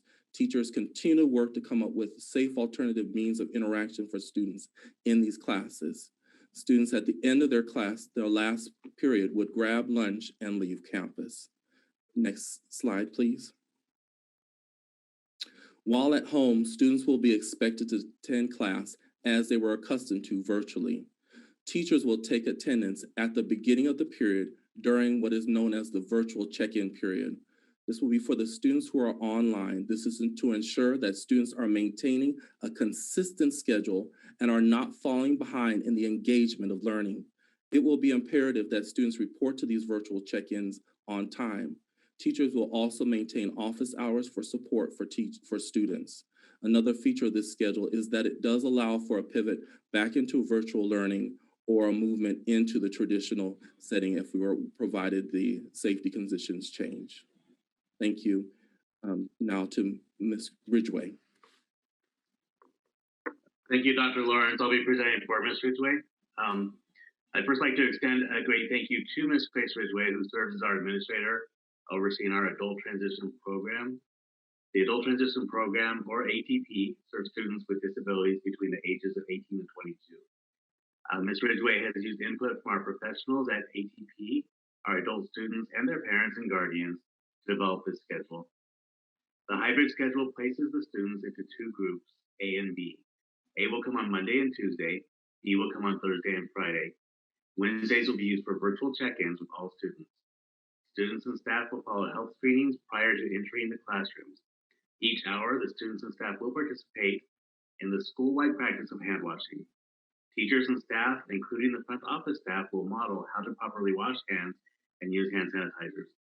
Restroom protocols, including hourly cleaning and bathroom use schedules with students who require assistance with personal hygiene. Students will be dismissed at 12:15 and will be provided with a grab-and-go lunch. Now I'd like to turn it over to Dr. Vitale.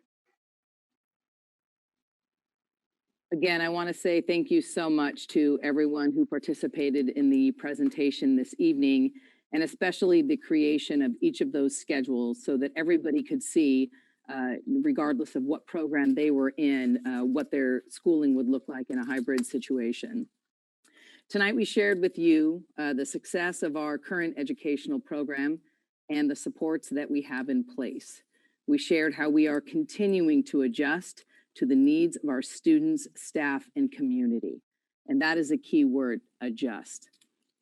So on the next slide, we share with you the recommendation that we are making. We are requesting to push hybrid 3 weeks in each direction for each of the programs that we had previously set dates for. So we want to amend our elementary small app promise cohorts for SPED, for special ed, TK5.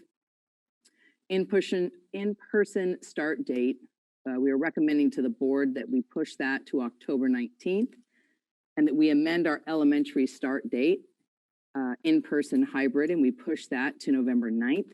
And we'd like to establish the secondary 6-12 return to in-person instruction as January 11th, which is the beginning of the second semester. With this recommendation, our special education assessments will continue, our one-to-one services will continue, our enrichment will continue. The adjustments are critical for two primary reasons. One, we want to continue to adapt to the needs of our community so we can continue to build the layers of safety that we are putting in our schools to do everything possible to create a safe environment for our students and our staff and our community.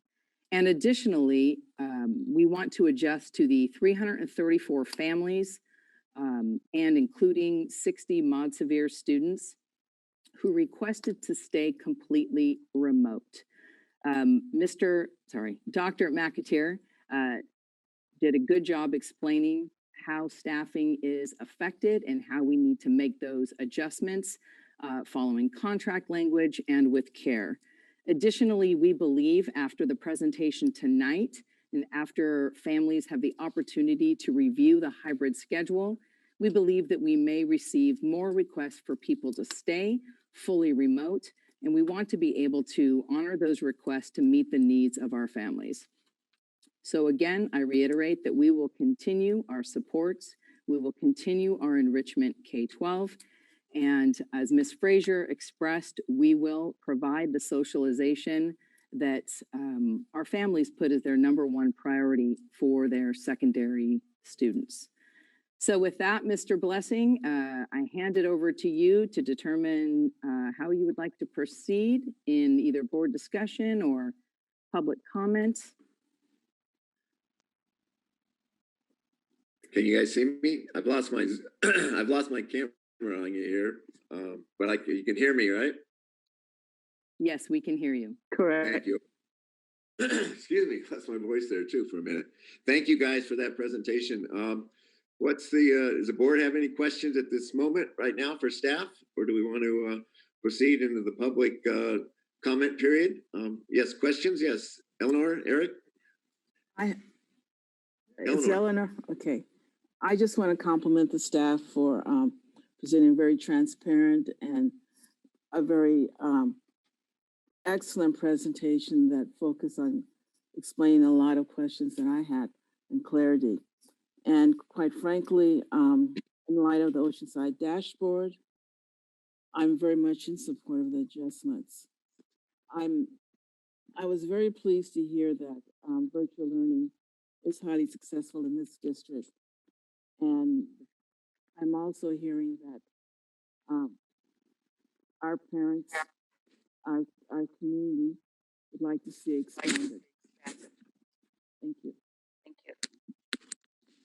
All right. So, are we doing about the presentation right now, or are we waiting till after public comment? Sorry. Say it again. I was thinking that we were doing public comment first. I do have significant number of questions, but I can wait till after public comment. That's fine then. We want to take a bathroom break here, everybody? Stacy? Okay. All right, let's take a 5-minute, 10-minute break. I can maybe get my technology issue here resolved too. I'm sorry about that. Greg, would you roll the clock at 10 minutes and we'll be back at close to 10 to 8. We have over 30 public comments, I believe. That's where we're at. Okay, so take a break because it'll be a while. Yes, it will. Thank you, guys. All right, hey, somebody stay with me. Somebody stay with me. Where's my camera go? Turn my camera around.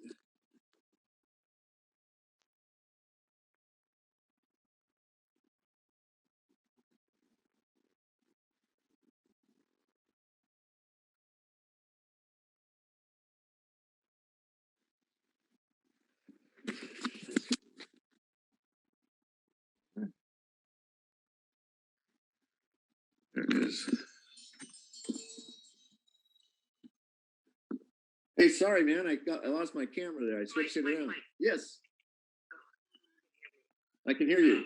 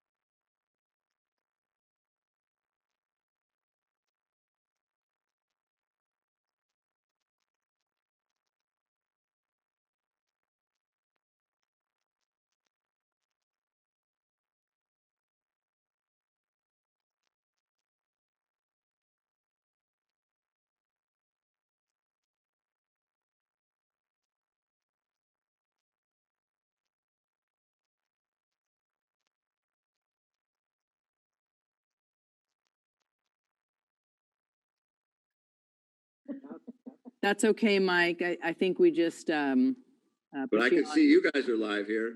Okay. Yeah, we suspended your video, but we can undo that in just Got a it. minute, or we can begin with public comment. Got it. That's a good catch to send my video when I'm flipping my camera around, huh? All right. Thought you guys were on a trip, huh? Sorry about that. Are we ready to go? Yes. We are. Thank you. Welcome back, everyone. We're going to start our public comment now on the staff recommendation to extend some of the time frames for the start dates based on the presentations this evening and the situation that's occurring and the information we have from County Data and Health and everything else with COVID. Let me just lay out the ground rules. We have, I guess, close to 30 speakers have pre-signed up to speak on this item. We will go with a 3-minute rule. If you can drop it in underneath that, that would be great to just make your point. We want to hear what you got to say about the basic recommendation is to extend the timeframes out to allow some additional time for folks to sign up for Surfside or to and to continue to get our abilities to deliver the service that we need to. The 3-minute warning signal will be on the timers on the screen that you all have been familiar with. I think that you have Zoomed with us before. When we're going to also try and call out 3 or 4 names ahead of time, so try and listen ahead for your name so you can be ready to jump on. There was always a delay between the one speaker and the next because of that situation.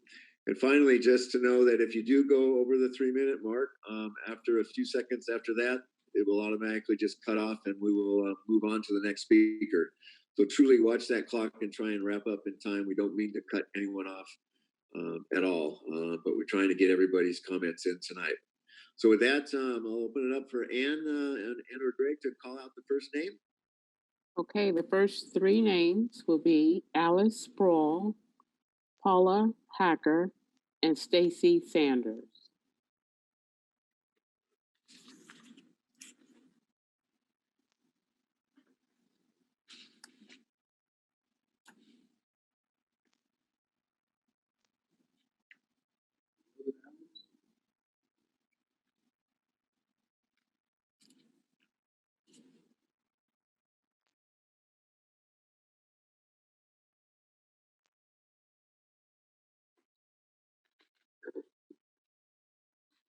Are we finding Alice?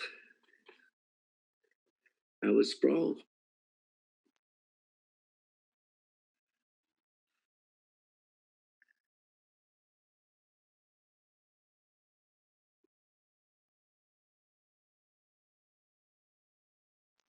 Looks like Alice may have dropped out. I'll continue looking for, and we'll bring in the next speaker. Very good. Paula Hacker? Paula Hacker.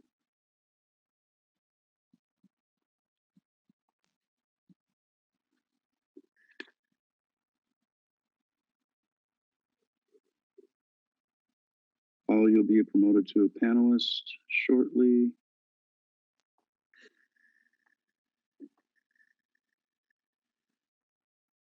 No. Okay. Hello? You're all set. Go ahead. Go ahead. There you go. All right. Thank you. Thank you, board, for listening to me. Can you hear me? Yes. Oh, okay. Thank you. I have concerns over the school safety regarding school ventilation and disinfection. And because of that, I did not believe that the time was right or the district ready for in-person school for all students. The scientific community have been actively discussing and evaluating whether the new coronavirus may also spread through aerosol indoor settings with poor ventilation. The age of some of the school buildings caused me to question whether they have EPA-approved healthy indoor air quality and ventilation. My specific questions are: one, are there windows in rooms that the students and staff will occupy that open? If not, what is the solution to the classes getting fresh air? Two, has the district ensured that there is acceptable indoor air quality for the occupancy plan for each space? Three, has the district done this by securing a professional review of overall configuration HVAC systems? Four, were there recommendations that HVAC systems need to be modified, and if so, was that taken care of, and if so, in what way? And five, has the district secured a professional maintenance service to manage the HVAC systems, such as is advised by Environmental Protection Agency? My second concern was regarding disinfecting facility and classrooms. One, I'd like to know, has the district hired professional janitors for cleaning, disinfecting, and maintaining records of applications? Two, was the chemical that was approved for disinfecting the rooms checked for warnings about allergens and strong chemicals which can affect sensitive skin and cause asthma? And three, can the chemicals be used on areas where food is prepared and eaten? And four, will the children and our staff be required to clean as well? If so, with what approved chemicals? That is all I have to say at the moment. I had other issues regarding the kids going back to school, but it seems like that's not happening right now. So I thank you very much for it. Thank you for your comments. We appreciate it. We'll take those on board. Next speaker.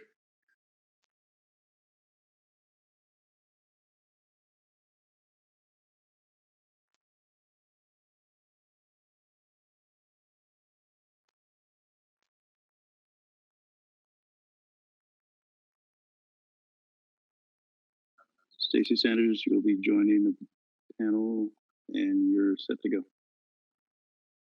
Good evening. Can everybody hear me? Okay, perfect. Good evening, Board of Education, Dr. Vitale, district staff, and community members in attendance. I thank you for this opportunity to share my comments with you this evening. After my husband and I had the opportunity to view Dr. Vitale's recent video outlining the PPE standards in conjunction with previously presented plans for grades TKs 5 to return to school, my son Michael, a second grader at Nichols, also asked to watch the video. This prompted a pretty lengthy and thorough discussion regarding all of the things a 7-year-old could possibly ask. Mask, how he doesn't like mask, but he knows that they help slow down germs. What happens if someone gets sick? What happens if he gets sick? How will he be able to high-five his friends? What about going to the library to check out books or going on field trips? Can he still help Miss Diana, our wonderful custodian, clean up? What if we can't have Leader in Me clubs? And how will school still be fun? As well as his feelings surrounding the various options presented prior to this evening, which were a return to hybrid at Nichols or staying fully virtual, meaning an unfortunate but possible move to Surfside or elsewhere depending on what happens. After our discussion and some additional back and forth and a lot of I don't knows from my end, my suggestion to Mikey was to do what I would do in his situation.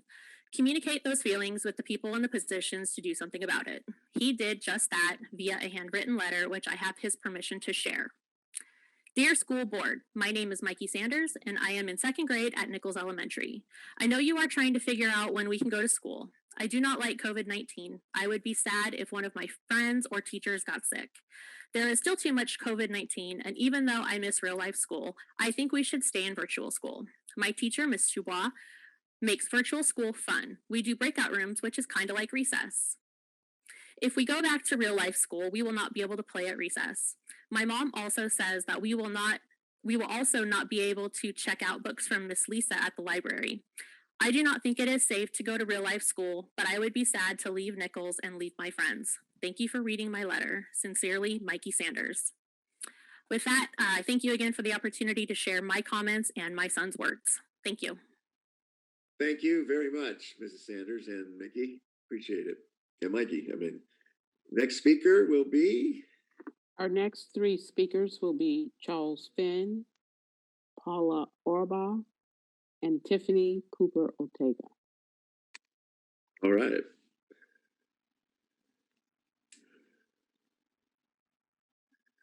Mr. Finn, you've been promoted to panelist. Go ahead. Good evening, everybody. President Blessing, members of the board, Superintendent Vitale, and district leadership team. As you know, I've been a teacher in Oceanside for over 30 years, and I currently teach 5th grade at South Oceanside Elementary School. Yesterday, one of my students told me that he was having to leave class early in order to go to the hospital to see his grandmother. His mother came online to clarify that grandmother had been hospitalized with COVID-19 for 3 months, and the hospital had contacted them that morning to say the family could come and see her for the first time. I was afraid to ask if it was also going to be the last time. I currently have 2 other students who are out of town in order to be with family due to COVID-19 deaths. This is very hard to deal with. I don't know about you, but I'm tired. I'm tired of comments from underinformed people who try to insist that this pandemic isn't real, that it doesn't affect children. I'm tired of those who argue that there's an acceptable number of deaths as the price we must pay for reopening our schools. My students have been and continue to be affected by COVID-19. As their teacher, I worry about their academic skills, but more than that, I have the responsibility to make sure that they learn in a safe and healthy environment. As an experienced teacher, I have what I need to meet their academic needs, but I depend on you, the Board of Education and district leadership, to support us in meeting our urgent health and safety needs. At my site, I have seen and participated in the efforts to prepare our students for our safe return to campus. We've done a lot, but we are still not ready. Plexiglass safety screens that have been placed in my classroom have been removed in order to put them in the special education rooms that were scheduled to reopen a week ago, but had nothing in place. This proposed delay to reopening elementary schools that was shared this evening is absolutely necessary in order to get our agreed upon safety protocols in place in every classroom, in every school, not to mention properly training our staff in many new protocols and procedures. I urge you to support this necessary delay in order to keep our students and our community safe. Thank you. Thank you, Charles. Next. What's Paula? So Orba, you've been promoted. Go ahead. Thank you. Good evening. My name is Paula Orba. I teach 4th grade at Santa Margarita.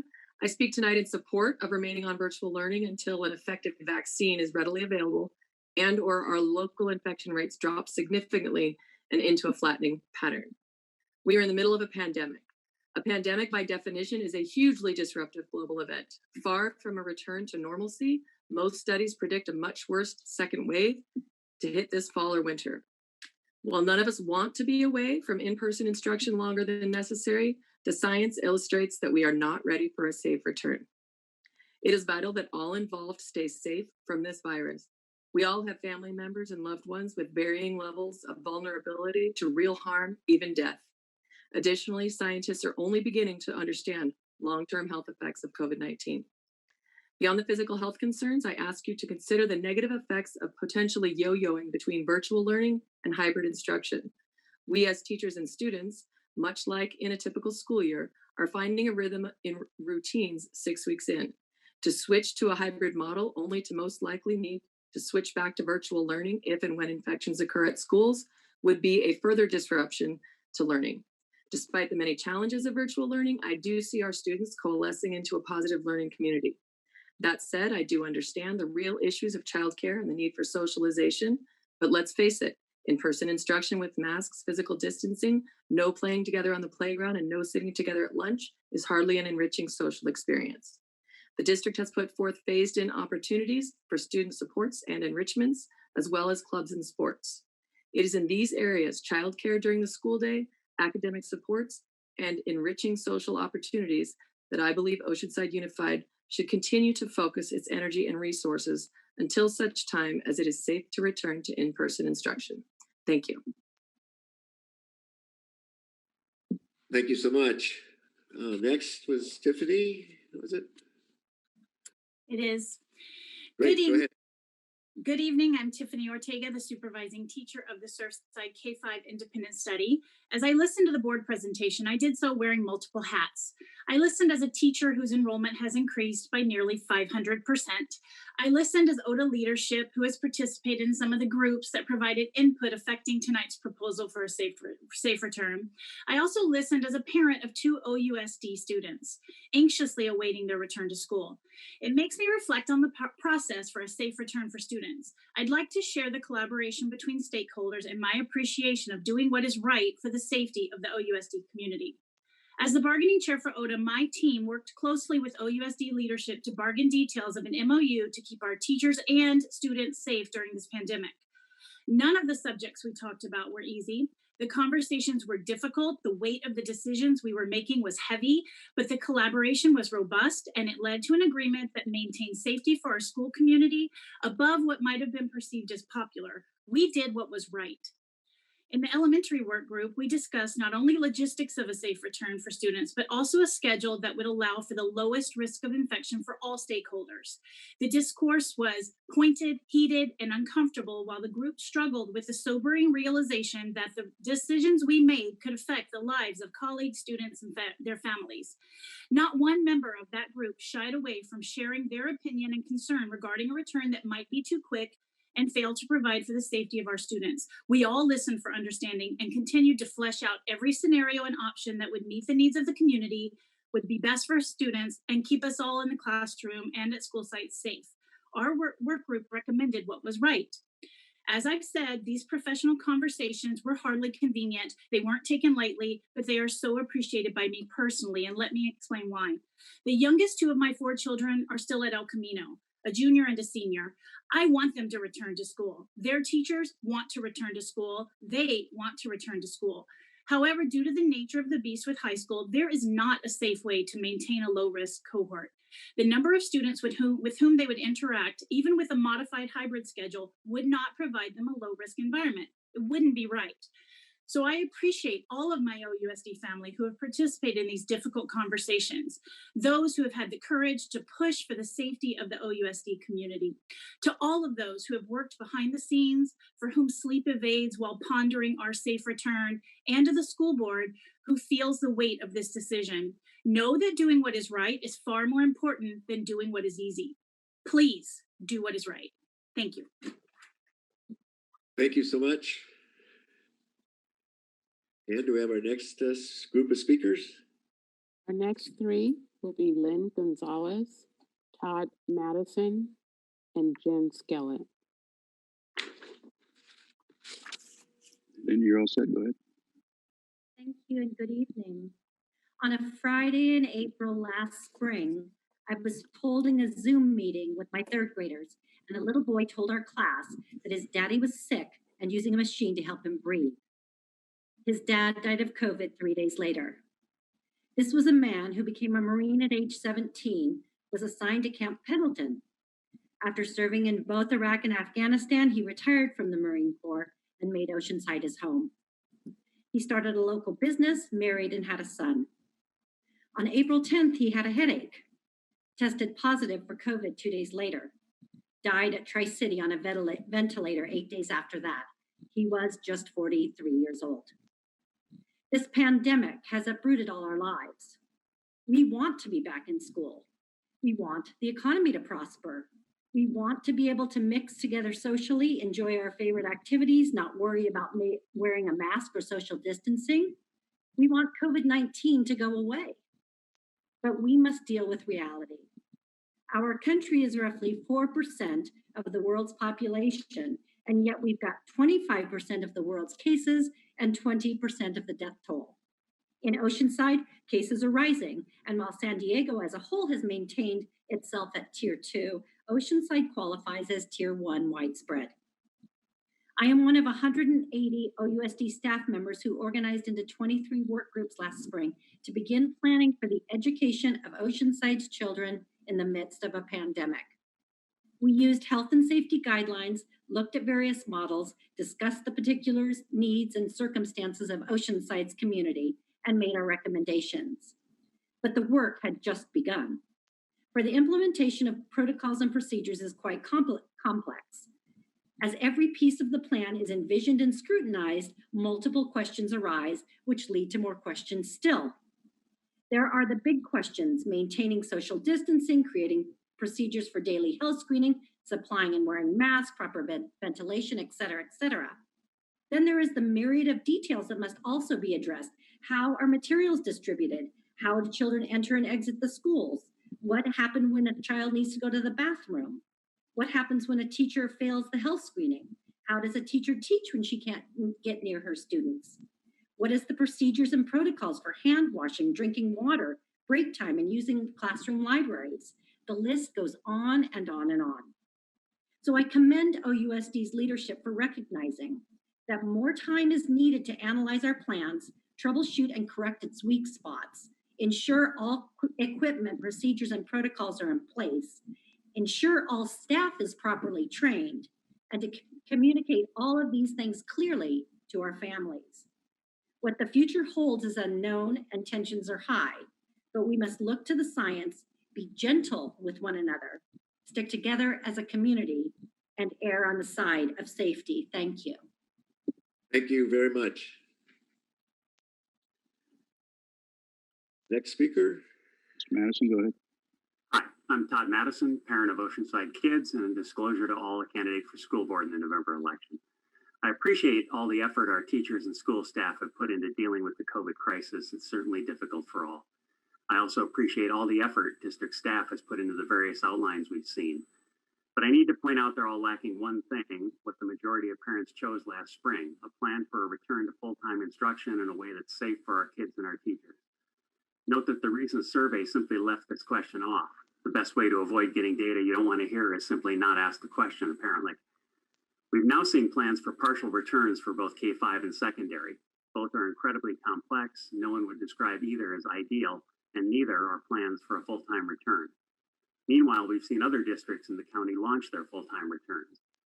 Del Mar Elementary started full-time school on September 8th. They also have a distance learning option.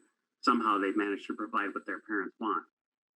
In addition to the feedback we've gotten in the surveys and public comment here, I've also knocked on over 800 doors now, and I can tell you parents and teachers overwhelmingly want their kids back in school, as long as it can be done safely for kids and teachers.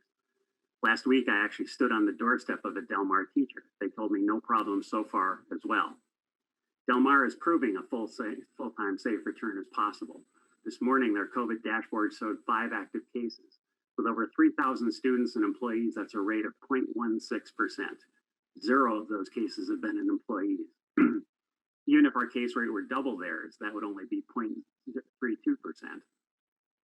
That's not to say that COVID is not serious or real, or that we should not take all possible precautions. It's just data, not anecdotal stories, that shows if done properly, we can open up in a way that's safe for kids and teachers. Yes, I've heard Del Mar is a smaller district, which is meaningless because the entire district does not congregate en masse. Kids attend specific schools. The average school in Del Mar has 516 kids. The average elementary in OUSD has 518. For K-5 is 2 extra kids per school and an insurmountable hurdle. What's the difference between Del Mar's Sage Canyon Elementary, enrollment 624, and OUSD's Reynolds, enrollment 627? Financially, we see OUSD is getting $18 million in COVID mitigation funds. That's $1,100 per student. Is Del Mar somehow receiving more, or is it just spending its money differently on what its parents want, perhaps? Certainly, secondary schools are more of a challenge. We saw that in the plans tonight. But my point is, if it can be done safely for K-5, something OUSD doesn't want to do, there could be ways to do that for secondary as well. But we haven't seen that. Perhaps we need our district to pay more attention to what parents want for their kids, as well as our board. Thank you very much. Thank you. Next speaker. Jennifer Skillett, go ahead. Thank you. Good evening. Full disclosure, I am the president of Oceanside Teachers Association, and we fully endorse Mike Blessing for our future board member. Thank you. Nothing is more satisfying than a classroom filled with your students when they have that aha moment. It's magical. It's like unicorns and glitter. This year, 2020, hasn't been kind to us. Professionally, we've been pushed to work harder, learn more so we can service our students' academic, social, and emotional needs, all while on a virtual platform. Last spring, OUSD made that transition to distance learning in less than 2 weeks. I'm proud of that work, proud of our practitioners for rolling up their sleeves. And now, 31 days into our new school year, the social connections, the procedures, learning is happening. Is it the same? Is it normal? No, but it's still magical. Teachers and students are establishing different connections. I might argue deeper connections. Learning is happening across the city of Oceanside. I'm proud of our work our practitioners have accomplished, and we are getting better. We need to applaud our staff and students for making virtual learning work. It's not easy and it's bumpy, but we got this. I want to thank the OUSD administration for putting together a thorough and bold presentation. As a leader of the teachers union, our main concern has been the safety of our students, our staff, and their families. On September 16th, OTA leadership surveyed our membership. 75% of our teachers, speech language pathologists, our psychologists, our TOSAs, and our school nurses do not feel that we have a low-risk work environment, and they did not feel safe. 2 things correlate with OTA's recent membership survey and tonight's presentation by administration. 1, Oceanside's infection rates are concerning. Oceanside has the 5th highest infection rate in the county. Article 16 in our collective bargaining agreement states, employees will not knowingly be required to work under unsafe conditions. We need the infection rates to go down in Oceanside. In our safety survey, the majority of our employees felt coming back was unsafe. They felt unequipped, untrained, and uninformed about the safety protocols at their school sites. This is not the time for the typical, let's just do this, build the plane while we're flying education mentality. We want the reopening of Oceanside Unified Classrooms to be successful. We want students and employees to be safe. In order to do that, we need the time to tighten down our school site safety logistics. We need to be consistent with our district-wide safety procedures. We need this time because our practitioners are teaching virtually. They are assessing, they are building connections with our students. Tonight, a bold decision is being placed in your lap. Let's give the gift of time and let's do this right. Thank you. Thank you, Jennifer. Next group of speakers, Ann. Next speaker is Patricia Ramirez. Thank you. Good evening, President Blessing, board members, Dr. Vitale, teachers, parents, and staff. My name is Patricia Ramirez, and I am a parent of 2 elementary students at, oops, I knew that was going to happen. I lost my screen. There we go. At McAuliffe Elementary School. I also happen to be a 2nd grade teacher at McAuliffe. As a teacher mom, I am exponentially invested in what's happening with our district right now. Not only do I need to advocate for the safety of my own children, but I also need to advocate for the safety of my students and their families. Oh, and I also need to advocate for myself and my colleagues. I'd like to thank you for continuing to put science and safety at the forefront of your decision-making process. I understand the inconvenience of virtual learning as I'm experiencing it from both sides of the coin as a teacher and a parent. I also understand that none of us asked to be in a pandemic situation, yet here we are.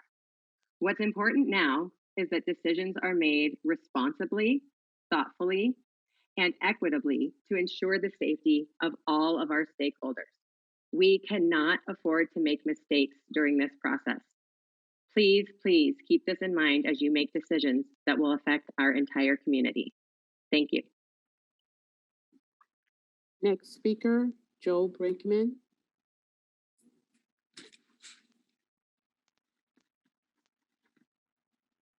Brinkman, if you unmute, you'll be ready to go. Speaking.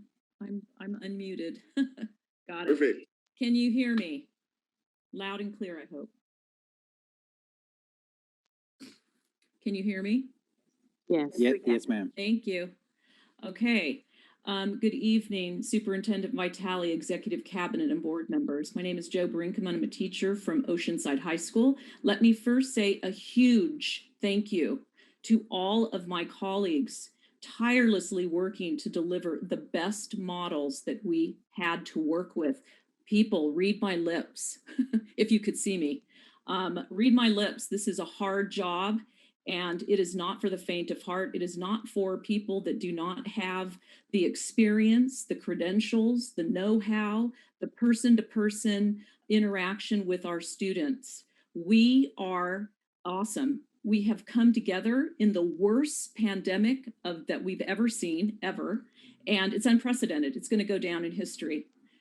Those people that do not have the information, it's easy for them to point the finger. Some of the people that I read the numbers to, I talked to students today, in fact, about the numbers of people that are dying. As of September 29th, today, 1 million people have died from COVID. I would also like to point out that there are, in the United States alone, there are 7,044,327 confirmed cases now. For some that speak unknowingly, I just want to say, are these numbers not high enough for you? That you now keep saying, we want our students to get back in the classroom, and we do. We, the teachers, the parents, the students themselves, the cabinet. I don't know anyone that wants this. Nobody wants this pandemic.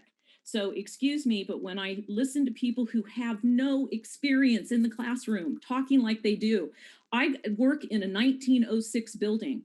My teachers know that we're scared to death of the HVAC system, that we don't know that we're breathing air that is going to make us sick. You've heard my colleagues talk about the people that they have known, the students they have, that their parents have died from this disease. What more will it take?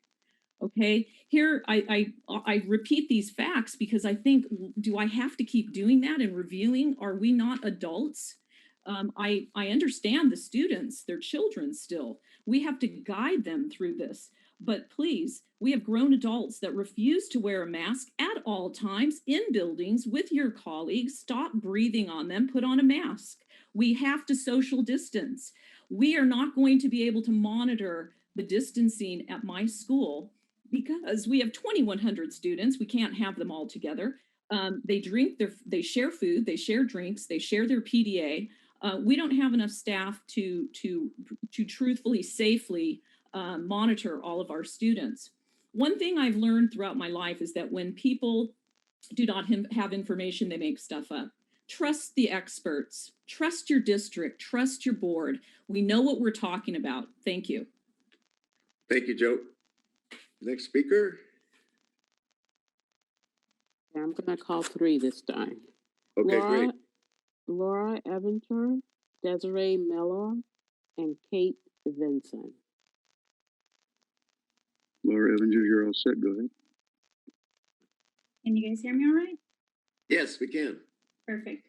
I want to say thank you guys for giving me the opportunity to speak tonight. I have a list of things that I wanted to go over with you this evening, but not to be redundant because many of my colleagues and the work groups have already gone over some of these stats for you, so I'll keep my comments short this evening. I wanted to start by saying that I read an article the other day from the superintendent of Carlsbad, and he stated that our teachers and students are hitting their stride right now in terms of distance learning. Carlsbad has made the decision to keep their middle and high schools on distance learning until January. I have to say that I agree with him. We recently did our 6-week grades, and my grades are higher than they've ever been right now. I have more assignments coming in now than I've ever had. And I think that that's because the kids are enjoying this. I think this transition has been harder for adults than it has for the kids. I was also concerned with instructional minutes and what the hybrid model would do. I went from teaching 4 to 5 lessons a week to 3. Hybrid would bring me down to 1. I also thought it was important to mention that the hybrid model looks different on every campus. I'm at King Middle School. We have an excess of 1,300 kids. Half of our students is over 600. My best friend is at Chavez. They have just over 600 kids. Their hybrid day is around 300 kids. That is vastly different when you consider the amount of students and the amount of teachers it takes. I won't go over the airflow or ventilation system. We all know that that needs to be at a certain level for everyone to return. But what I thought was important to mention was that we are coming up on cold and flu season, which also includes allergies for many of us. And every morning a parent has to wake up and decide whether or not to send their child to school, hybrid model or not. I think our absences would be astronomical because so many of the symptoms of COVID are the same of allergies, are the same of the flu, and are the same of cold. And then I think that the last point that I would like to make tonight, and I know that it is something that is very obvious to most of you, is that there is a reason that we are having this meeting via Zoom. And I think it's the same reason that we have our kids at home right now. We want everyone to be safe. And I feel like if it was the right time to open our schools, we'd all be in the boardroom together wearing PPE. Thank you for your time tonight. Thank you, Laura.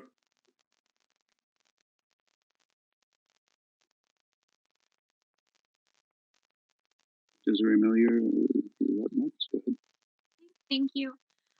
First, I would like to just thank the board and Dr. Vitale for always having such evidence-based practices. I'm a biochemist down at UCSD, so I will be honest, when I scrutinize some of the things you're doing, I am so proud of the evidence that you are using to make some of these policies. But you've done some great jobs recommending policies for when we can safely return, but I haven't seen a lot on your policies for while we are back at school. I think that no matter how low the rates get, I would have liked to seen something on what you're going to do once we get back, because no matter how low the rates get, a positive exposure is inevitable. And we have to take that into consideration, whether it be from a student, a staff, a family member, a child's family member, just like someone mentioned, they had to get off to go visit someone at the hospital. And we have lots of really good data and recommendations from the CDC on how to handle these the symptomatic and these clinical cases. But the current stats put pediatric cases at 16 to 45% asymptomatic and subclinical cases. That's 1 in 6 to 1 in 2 kids will never have symptoms. So if you have a child that has a positive exposure, we know somebody has been exposed to a confirmed positive. How are you going to make sure that that child is not coming back to campus as an asymptomatic case when we know 1 in 6 or 1 in 2 will never develop symptoms? So what are you going to do? Like, are you going to have kids require a negative test? How can you guarantee that you don't have kids coming back? And as for that, how do you know who's going to be exposed? For 1 through 8, our school on base is K through 8. First graders through eighth graders share a bathroom. We know that viral loads are shedded in fecal matter for days before symptoms arrive. So your asymptomatic and pre-symptomatic transmission can occur in a bathroom, and you've got grades 1 through 8 sharing bathrooms. How are you going to monitor that? And lastly, I will say that also as a parent of a third grader who missed half of first grade and all of second grade because he was in the hospital getting chemotherapy and a bone marrow transplant, I do have to point out that a lot of safety is just compliance and sucking it up. I have seen a lot of parents say that masks are too hard for their kids. Well, let me tell you, when my 7-year-old was sitting in a hospital bed celebrating his 8th birthday, hooked up to a chemotherapy machine, he wore a mask with a smile. And I have to give a shout out to Miss Tiffany Ortega because she was the light of our lives the past year, and she did a great job teaching us virtually. But safety is possible when people understand that it's not an option. So our kids could go back to school safely, but parents just have to do what's necessary. And I appreciate the board using evidence, and I hope that they'll continue to just hold parents accountable. Thank you so much.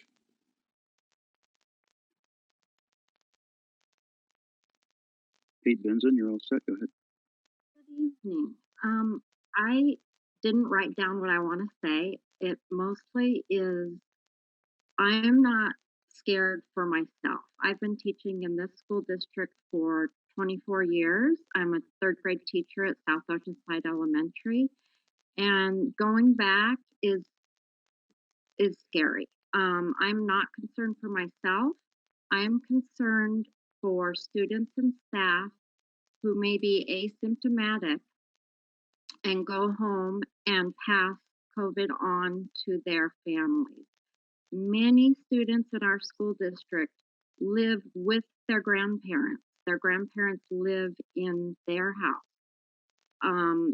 I just think it would be a tragedy to have an asymptomatic student go home and give it to their grandparent and have folks die. And that's pretty much what I want to say.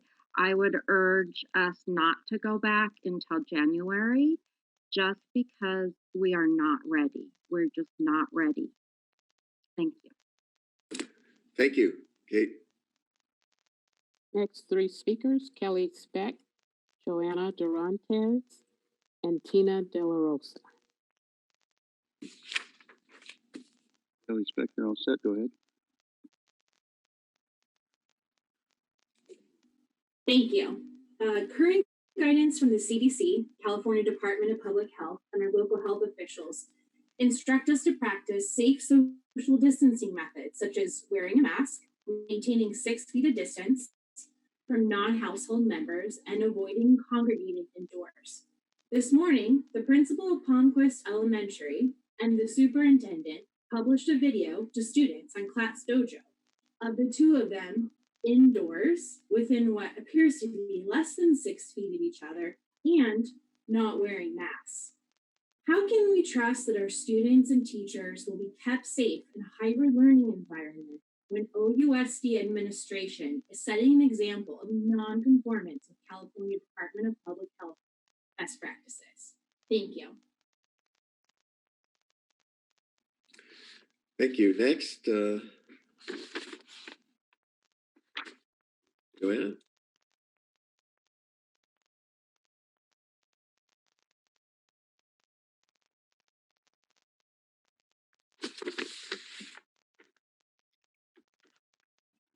Joanna Durantes, you're all set. Go ahead. Hello. Good evening.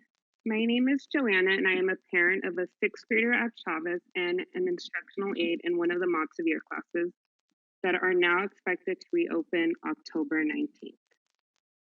I'm a little relieved the start date for special education is being extended because I do not believe the district is prepared for a reopening date of October 5th.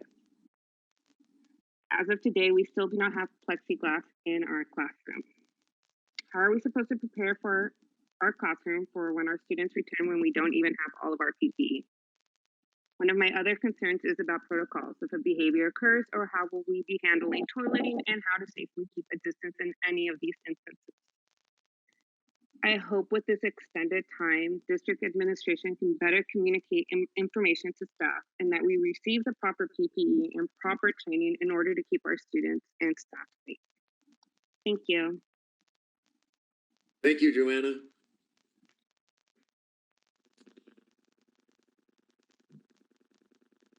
Next is Tina. Hi. Hi. Good evening, President Blessing, members of the board, Superintendent Vitale, district leadership team, and community members.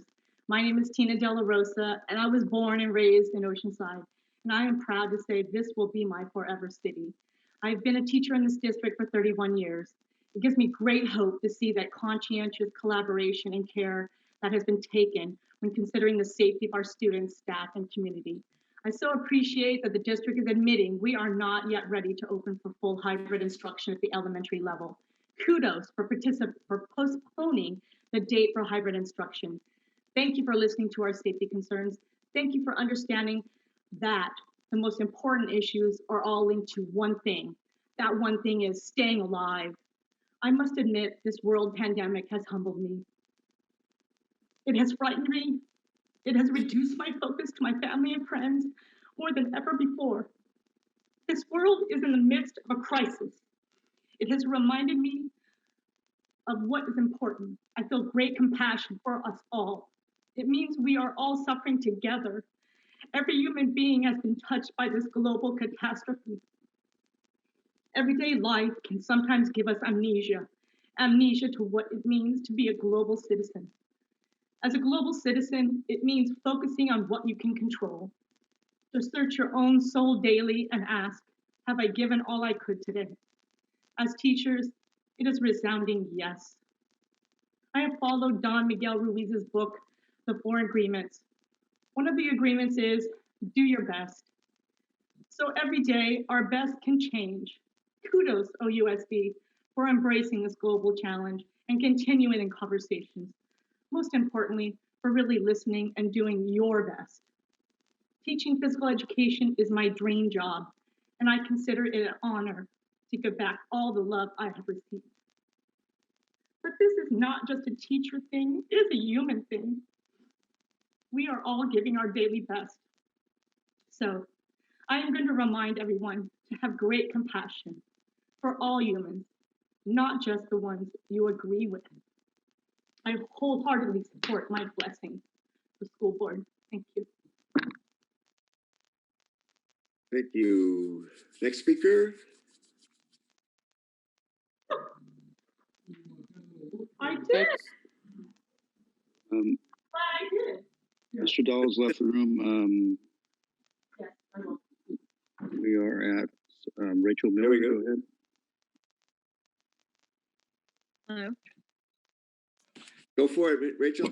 All right. Well, thank you very much for allowing me to speak today. I really appreciate, and my message has changed a little bit because you have extended the time before students are going back to school, and I appreciate that. And I appreciate you for allowing me to speak today. My name is Dr. Rachel Miller. I work in higher education at both the community college and the university level. My roles in higher education have allowed me to see the direct impact that COVID has had on students, faculty, and staff, and also to stay informed on a nearly daily basis with the information provided by the county health and college leadership. So as you guys have mentioned, for example, as of today, San Diego County has a total of 20 community outbreaks, and then our case rate is now 6.9. These are all things that were brought up and things that I'm glad to see push the reopening of the schools. Those outbreaks, and as our previous speakers have mentioned, the case rates are disturbing. It's a scary situation. I fear that when we return to school, these numbers will increase again. And just want to make note of that. And I'm so glad that you did decide to make a delay in the return to hybrid. More importantly, besides being in higher education, I'm a mother of an elementary school student in the Oceanside Unified School District who also is on an IEP. And the adjustment in the spring was very difficult for when we were, first brought out of school. There were a lot of tears, and then my son had problems too. So those were my tears. But really, I know that for him, change is one of the biggest challenges to his academic progress. It's not uncommon for children to have a problem with change, and I know that many of the teachers would agree when kids come back, for example, after the time change in the spring, that they seem to be different people. So even the hour time change is a major factor. My huge concern is about change and about bringing the kids back and yo-yoing them from virtual back to hybrid to virtual. And I do have a huge concern about that, especially with my son being on the IEP. I also have looked at the idea of Surfside, but see that again with him being on the IEP and with his issues with change, being an even more dramatic change than just being at his home school or at his school of choice. So my suggestions, and I hope you hear them, would be if students are returning to the hybrid learning, having even a clear return date after winter break. And we saw after summer, it was an easier transition. And then also having the potential for their homeschool, their school of choice, to give virtual learning. Thank you so much. Next three speakers, Rachel Miller, Joseph Cook, and Jennifer Johnson. Well, we did just Rachel, so. I'm sorry. Okay, so Joseph Cook, Jennifer Johnson, and Robert Holt. Great. Mr. Cook, you're set. Go ahead.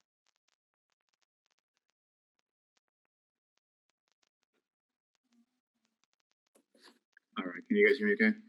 Yeah, we can. All right, thank you, board members, parents, faculty, staff.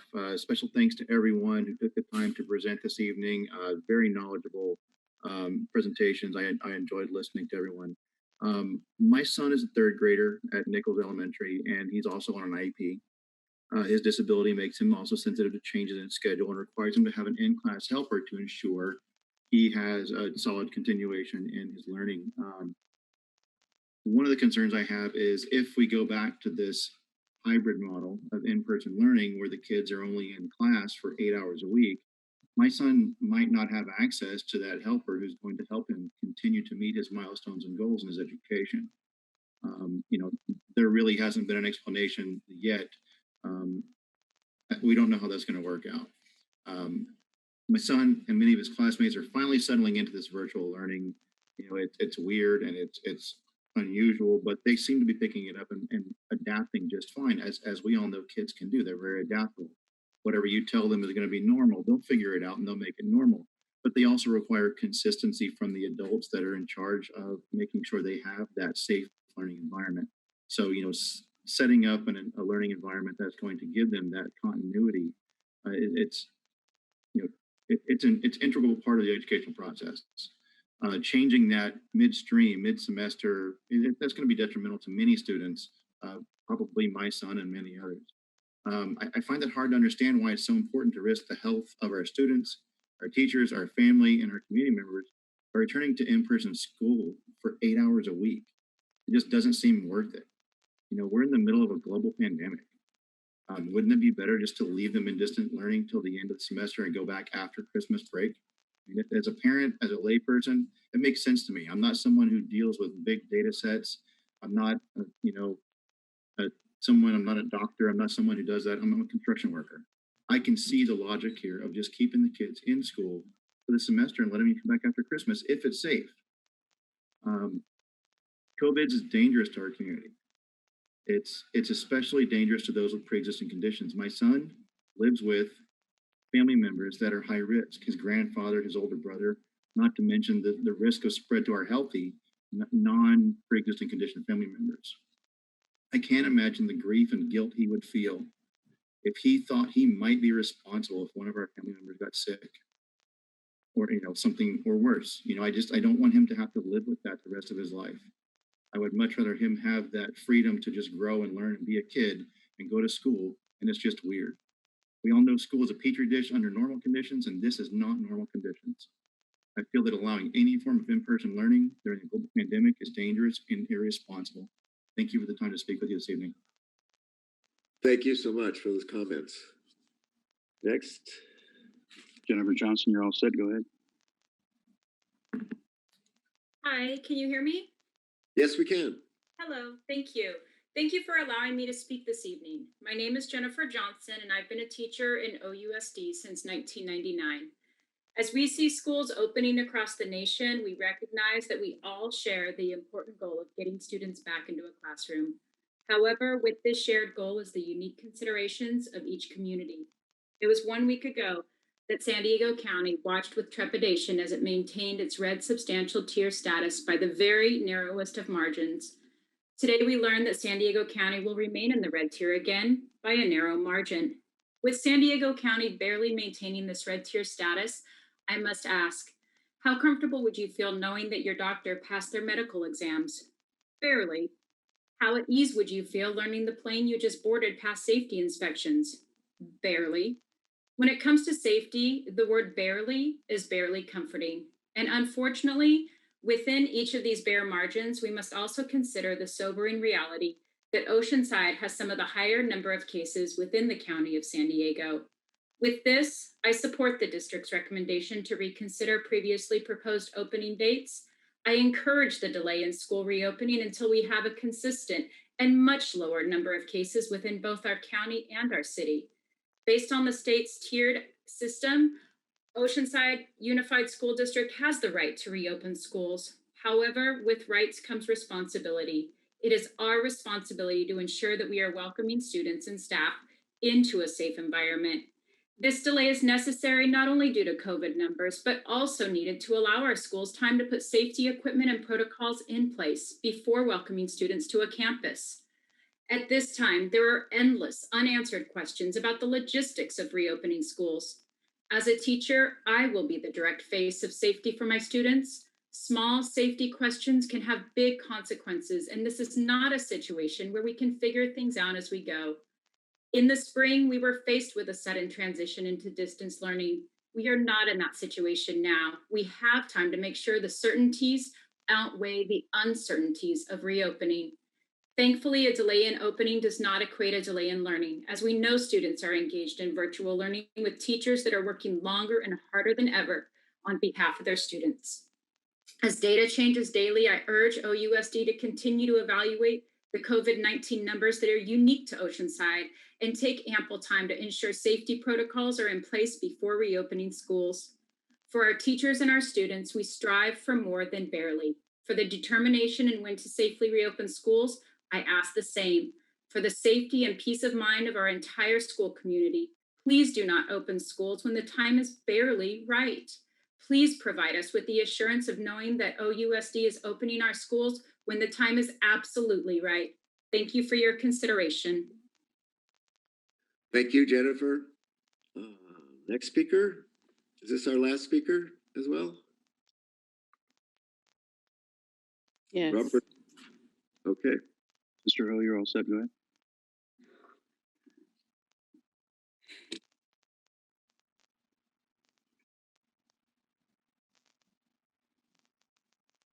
Robert Ho, if you unmute, you're free to address the board.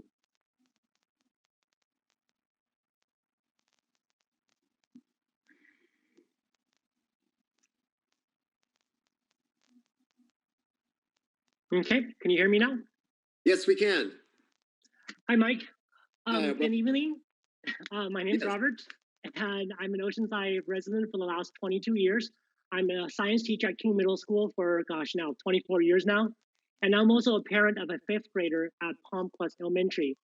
And Dr. Vitelli, Ethan was really happy to see you on TV today. And so he's able to see you without the mask on. Yeah. I want to thank you and for the work that you're doing for our community. And thank you for listening to our inputs and taking all of our criticisms gracefully. Okay. I am adapting to this virtual learning environment. My students are adapting as well, and there are some positive in the classroom. Just like Laura, my colleague said, I have something like 90% of my students are turning in all their assignments, and that's astounding. Okay, I started class about 5 minutes before the official started class, and I just like to sit back, and the kids are beginning to talk to each other. A couple of kids always talking about sports. Kids staying after class talking to me about the trips that I've taken on the weekends, and it's fun. My wife, she is a third grade teacher, she's also adapting to the new environment. Okay, for someone who that begrudgingly danced during our wedding, I have observed her dancing with her student over Zoom. Okay, but of all with all those positives, I miss teaching in the classroom. I miss the abundance of laughter in the classroom. I miss listening to the discussion in between the students. I miss seeing the anticipation, the excitement, and the smile on the students' faces as they actively engage in the experiment that I've designed. Okay, all those are really challenging to replicate in this virtual learning environment. I do want to return back to teaching in person. However, this is not the time to return back to school in person. The proposed hybrid schedule is not ideal as it reduces the instructional minute that students will receive compared to the current virtual learning schedule. Although it is not ideal, the proposed schedule is necessary to increase the safety of our students for in-person instruction. Okay. Now, looking at 50% reduction of numbers of students in the classroom, doesn't matter what campus you're in, what we know about our kids' hygiene practice, we know it's not safe. Okay. So upon the return to the classroom, we will see an increase in the rate of transmission of COVID-19 in our community. Even if the student's individual risk of serious illness is lower than the general public, they will still transmit that virus to each other and their loved ones at home. Okay. Board trustees, as you consider a decision tonight, I urge you to delay the return in-person instruction for all students until we can do everything that is possible to ensure the safety of our staff, our students, and their families. Thank you. Thank you. That was the last speaker to speak on this agenda item related to the delay of the return to our classrooms. President Blessing? Yes. Yeah, just want to acknowledge that there were 3 more submissions, but the people who left the room. They were here earlier. Alice Sproul, Vanessa McCarthy, and Kyle Dahl. Okay, but they left the room before we could get them in. Is that what you're saying? Yes, sir. Okay, thank you. We do have additional comments from our public comments that will come up at the end of the agenda tonight for the rest of the board members' knowledge. Of that, I think we have 4. Julie, have any kind of summation or wrap up you want to give? We got a lot of great input from a lot of good staff. How's everybody feeling? Are there questions, Eric? You said you had some questions of staff. Stacy, I'll open it up and raise hands. I can see all of you. Raquel's knocked out right now, and Eleanor is. You go first, Eric. You go first. All right, Eric. Hi, Eleanor. Okay. Can you hear me? Yes. Actually. Yeah.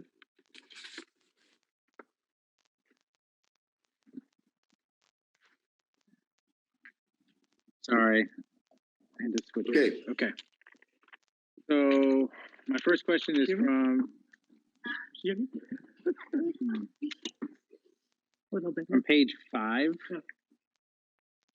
We can look at page 5 real quick. Yeah, slide 5 from our presentation earlier. So that was the slide on participation. So the 97% is any participation on a given day. So that does that refer to if they completed and turned in an assignment? Can you just give me a little bit more information about what that means? Yes, thank you, Mr. Joyce. I'm going to defer to Dr. Sparks. Dr. Sparks, would you approach that, please? Yes, thank you for the question. So the 97% reflects students participating in a daily live instruction. So that would be like a Zoom class, a Google Meets class, or turning in assignments completed online, participating in an assessment online, or participating in teacher office hours. And those are actually, we've begun incorporating those attendance and engagement metrics into our daily attendance count as of last week. But the 97% consists of students participating in daily live instruction. So we're counting turning in an assignment as daily live instruction? Sorry, I know. So to clarify, we're counting the daily live instruction as you participated in your Zoom class, your Google Meets class, that you have interacted with a teacher during their class time, during a period in secondary, during a class block in elementary. The way that we also measure engagement in addition to that is whether or not a student also participated in the asynchronous activities such as submitting an assignment, completing an assessment, participating in office hours with the teacher. Okay, so the 97% is the engagement rate. 97% would be engagement by attendance, meaning that's the percentage of students who are showing up to daily live interaction with their class, with their teacher. That's actually better than it is normal. What's our normal pre-COVID attendance rate? I don't have it off the top of my head, so I don't want to make one up. I can tell you it's around 94, 95%. It varies across the year, but it's around 94, 95%. One of the things that I think is important, it's a very confusing metric that we've been given, which is how do we measure attendance and how do we measure engagement? So the way I think about this is that the 97% is around students who attend a live Zoom or Google Meets class meeting, just like we would count in typical school time students who come to the classroom to receive their instruction. When we start counting the things like the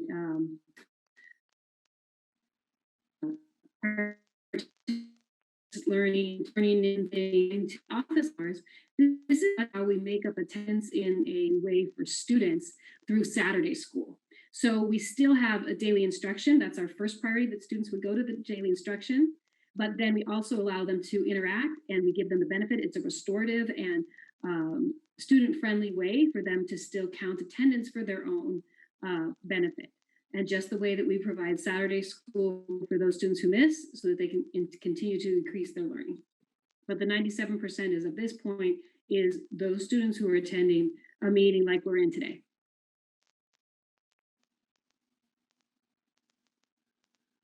Okay. Slide 8, which is the enrichment care. The enrichment care right now on, for me too. Can you guys can you put the slides up? Or is that too much to ask? Because I'm going to ask you about the schedules and we probably need a visual. Give us one moment. We're having a little bit of technical difficulty, but we'll get the slides up and we'll put it on slide 8 as soon as our technical difficulty is completed. So Eric, go ahead and put up your, or say your question, and then we'll work on getting slide 8, the expanded elementary enrichment slide displayed so that people can see what the question is about.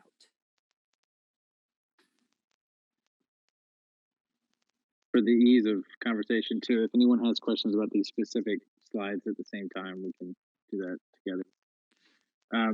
So my question about the elementary enrichment is, are we near our current capacity? We talked about adding classes on or possibly adding classes on and looking at hybrid. Are we near our current capacity? I know that we've opened up to our top 3 tiers.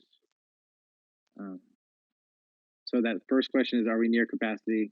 And the second question would be, these are all people who submitted the original interest form. I would look to see if we're thinking about sending out another opening for people to say they're interested, for people that may not have thought we've been in this situation as long as we have been, for people who didn't have access, came to our district late. I mean, there's a million reasons they might not have submitted their original interest form. Dr. Sparks, would you share? Thank you. Yeah. So the answer is yes, we are near our current capacity for what we originally said we would offer.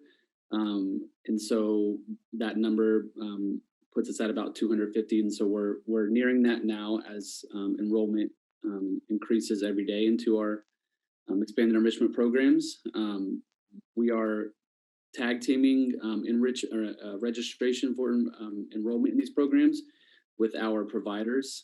So providers like ASAP, Boys and Girls Club, and others. And so they are reaching out to families that they know need this from time when they've previously worked with families, and we are reaching out to our families who have answered our survey and looked at their tiered status. And so after we exhausted our categories with tiers 1 through 3, just as of last week, we began following up with tier 4, which kind of consisted of all the other groups. So families who are originally interested and did not necessarily fall within either foster or homeless youth status or essential healthcare worker status. And so as we move through those tiers, we're at a point now where we have a little under 50 spots remaining in our current program.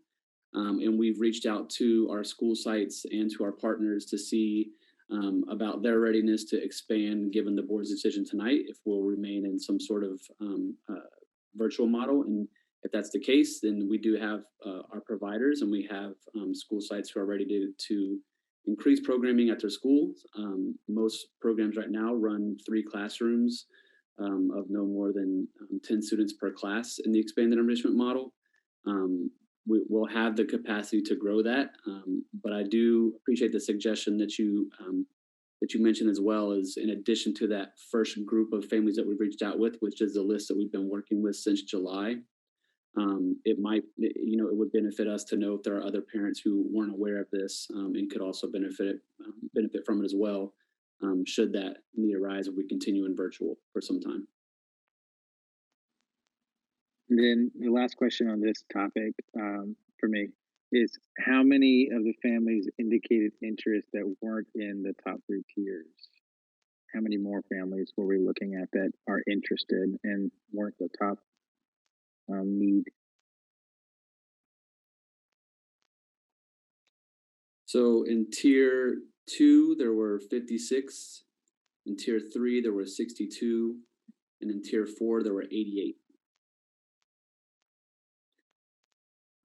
There are 88 total interest in tier 4?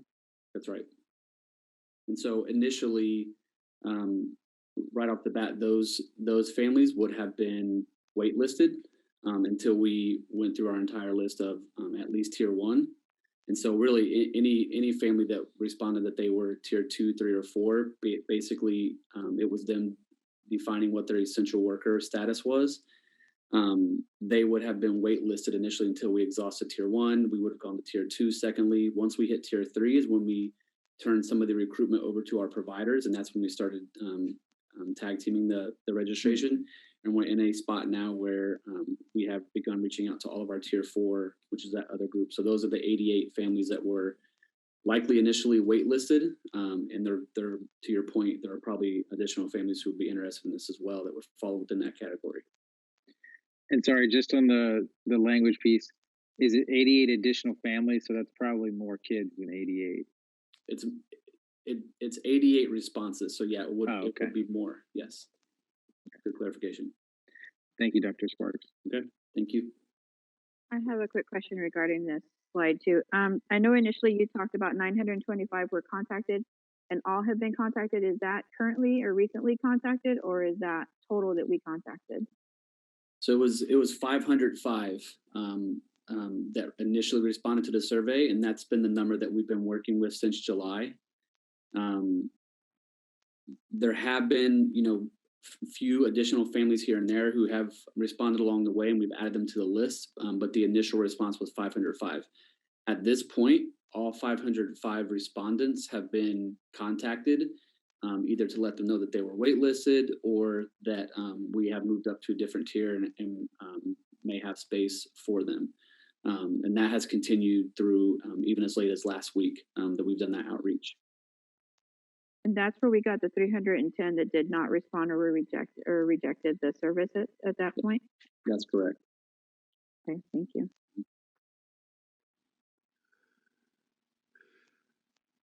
All right. Eric, any more questions on this group? I just have one more question. Sorry, Mike. As far as like with this, and if we, because of the decisions that we're making tonight, what would be the turnaround on being able to get the questions out or putting it out again to our families, so to see who would need or and to be able to fill that need? What would be the turnaround time to be able to figure all that out? So typically our survey windows have well, this particular survey window was open since July, but our ability to survey families in certain tiers, so actually to pull them out of the general list and reach out to them directly, that can happen within a week's turnaround, just to make sure that those families are contacted and given a chance to register at their program of choice.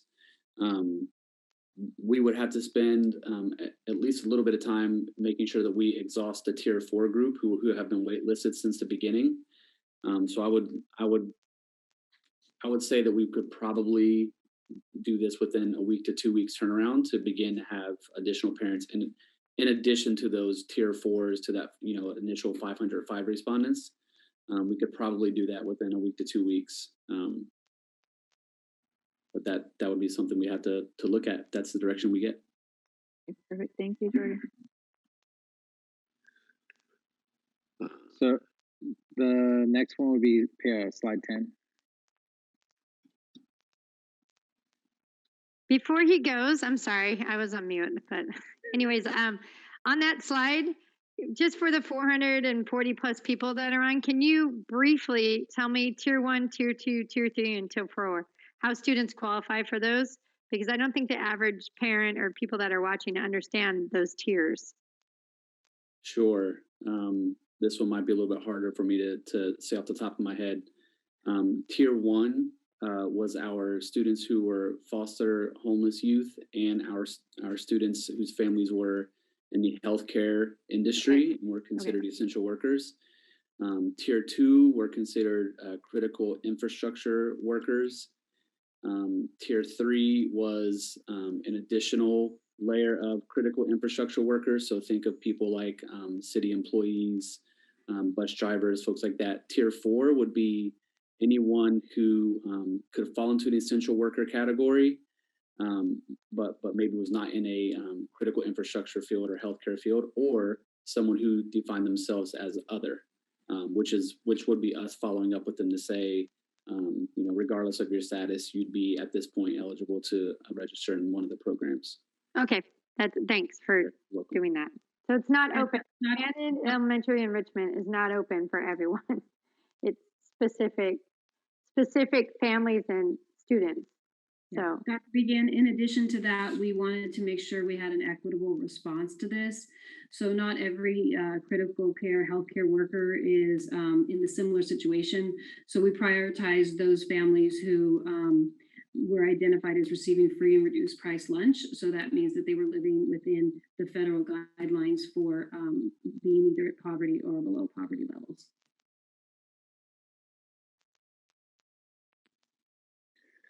So slide 10, this is the secondary enrichment. We had 232 families that were interested. Do we know how many have been accepted into this programming? Yes, Trustee Joyce. I'll have Dr. Lawrence speak on this. Dr. Lawrence? Yes, good evening. As we just began and opened this at different sites, there have been different demands for the Secondary Learning Center. So currently with our staffing and the capacity limits, we are starting with a slow roll. So for example, at a site such as Chavez, they've had a number of applicants. There were up to 60 people who want to be there. So we're trying to open up more space there. So currently they are calling and getting people to come over there with a capacity limit right now of a little over 60 at this time. They're working with both our assets partners and other staff to fill and create more spaces. At other sites, such as some of our base schools, is where we have less not as many as the same applicants as there. So there's space available. So it depends on, it's truly site by site. We're filling it. And as we're seeing that there's more people and more interest there, we're trying to roll in and see how we can accommodate space on the sites. So they are operating at a capacity of 14 to 1 per center location on the site.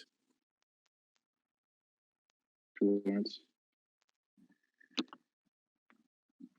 On slide 11, we referenced talking about clubs and all these awesome activities that could bring back a feeling of secondary schools, right? Middle and high school. So that is, for one, really exciting, especially because sports have been, as usual, a priority. So now we have clubs, and I'm really excited about this. Do we have any idea about a timeline for this for families to be looking out for? Is this something that, if the direction is to go ahead with starting to form these groups, are we looking at a couple of weeks to start doing outreach? Some of these activities have already begun on the campus in terms of some of the clubs, some of the activities such as ASB. Others are starting to develop at the school site. So both elementary and secondary have developed what is called a socialization plan, in which they are implementing ways in which they're going to start up clubs, different opportunities virtually on the campus. Some of the activities that were noted in terms of after school activities are the small kind of what they call summer clubs on the campus are being done in very small cohorts, watched under those coaches after school time. Okay, so I was more referencing to in-person clubs, and if that was something that we were looking at bringing back to campus. Currently, we're working on that. They are going to be working through the ASB for announcements on when and how that could be safely done on campus. That has to be really monitored and very scrutinized to ensure that we're making those social distances and doing it in a very creative way. So we are making sure that that is done properly. So all the school sites are going to be communicating that to their students. Okay. So then the next question would be, I think, for Todd on slide 12.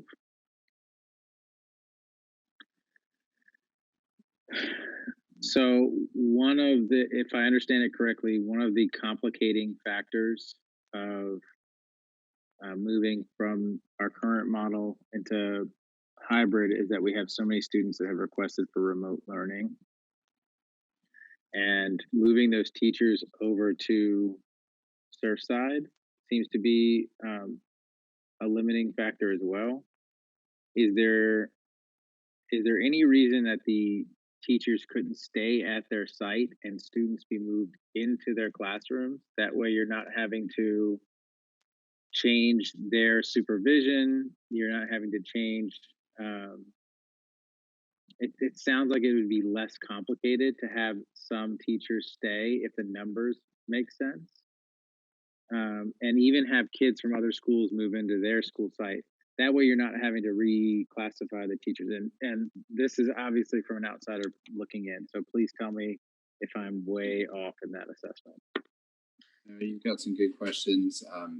Not that it can't be done, but it is a complicated process. I'll try to briefly give you a little flavor of it tonight about that there's contractual pieces, there's requests for teachers. We're doing interactives with teachers to find out what their needs are in these different types of environments. For the students, the challenge is, you get 2 kids from Palmquest and 6 from Reynolds and 3 from McAuliffe and 2 from Stuart Mesa. They're going to be at all different grades, and you got to put them together. And so what we found is Eric Franson's a great principal, and he's got the capacity there to oversee this program. He's already running the program with Tiffany Ortega, and we've had that experience there. So by housing it there, we're able to pull kids from across the district and systematically put them into classes with these teachers that were, handpicked for this position, and then provide the services using the platforms there. The other thing is there's all those platforms I talked about have to have a location. So it's easier for HR and for our systems to put them under one schoolhouse and assign them there so that they can all be part of that community. I know it's maybe not ideal to have to step away from your home school. But from what I've seen so far, this has actually worked out really well with this online platform. And it creates this kind of online schoolhouse, if you will, for these kids to be a part of over at Surfside.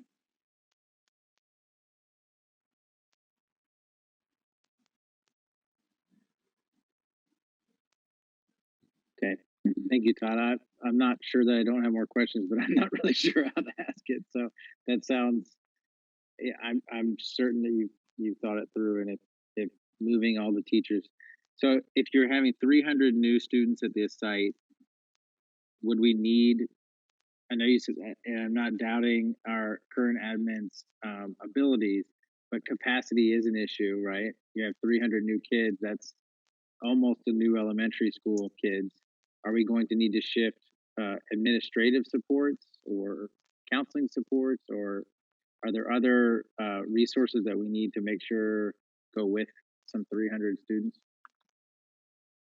So again, I think there was a little bit of the strategy with Surfside. They had some extra capacity there for us to tap into and provide that initial. Worked out well for the first 400. That survey just closed last Friday. So Monday was the first day we've had a chance to look at these numbers and to start to figure out, in addition to classroom teachers, all the support resources that go along with that. So all those supplementary resources, counseling, special ed, other types of programs, all that has to be considered. So yes, to answer your question, that's part of our analysis, and I think why my emphasis tonight is it's better to go slow than fast so that we can make sure that everything's in place. The quality's there. The last thing that we want to do is rush into it and then not have classrooms set up or kids not in the right accounts for the programs that they need. That's very frustrating, and we don't want to have that happen. So my mantra has been accuracy over speed. So that's sort of our approach right now with how we're trying to take this on. And specifically, there are 2 counselors assigned to Surfside, correct, Dr. McAteer? Yes, that's right. Is that Surfside the K-12? They have 2 counselors assigned, or Surfside the virtual learning support? They have one that was assigned to ARC, and then one from, I think it was formerly Ocean Shores, so the alternative program. And I would personally love to see more counselors over there to address the younger students and their social emotional learning needs. I think that would be important, especially since they're doing only distance and they're away from their home school, like Eric pointed out. Dr. Begin and Mr. Joyce, I can also address this. Under the direction of Dr. Sparks, our elementary counselors have been assigned to particular classes, the elementary classrooms at Surfside, to provide those social emotional lessons and things like that. So they're not permanently, but they are dividing that work to provide support to their colleagues. So we do have that in place. In addition to that, we have a teacher on special assignment who is assigned 100% to Surfside to help support this transition and improve the instructional program. That's great to hear. That sounds like it's very proactive. That's awesome. Are there any other questions on this part? No? Okay. This slide 31. So this would be the schedule for elementary. And honestly, I have questions about the schedule. You guys, it was whipped through so quickly that I barely had a chance to glance at them. And I know there's parents on there that would want to maybe hear more about it. And then what I noticed is there wasn't a schedule for moderate severe special education and what that may look like. Yeah, let's start there. So the students who are receiving special education services would follow the same schedule as the grade level of their general education peers. So our students who are moderate to severe would and are in, except for preschool, I'll take preschool off the table, but in our TK through 12th grade programs, they would follow those along with their peers. So that would be the schedule. For preschool, because there are different requirements for state funding than there are for our TK through 12th grade and even our ATP programs, those will be different. And so you notice that preschool and ATP have their own schedule, but all the other grade levels of mod to severe would follow the same as their grade level. So can I ask why we would have our students in the moderate severe classes on a hybrid when they have fewer kids in the classroom to start? Yes, well, we know that one of the reasons that we have fewer students in a mod to severe classroom is because they have more needs and more services provided.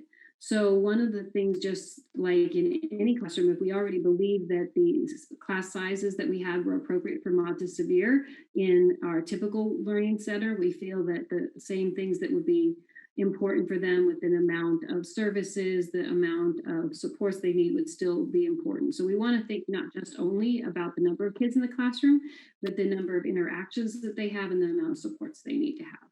And we want to make sure that we provide them with a experience much like our general education or 100% general education students, because all of our students are general education first.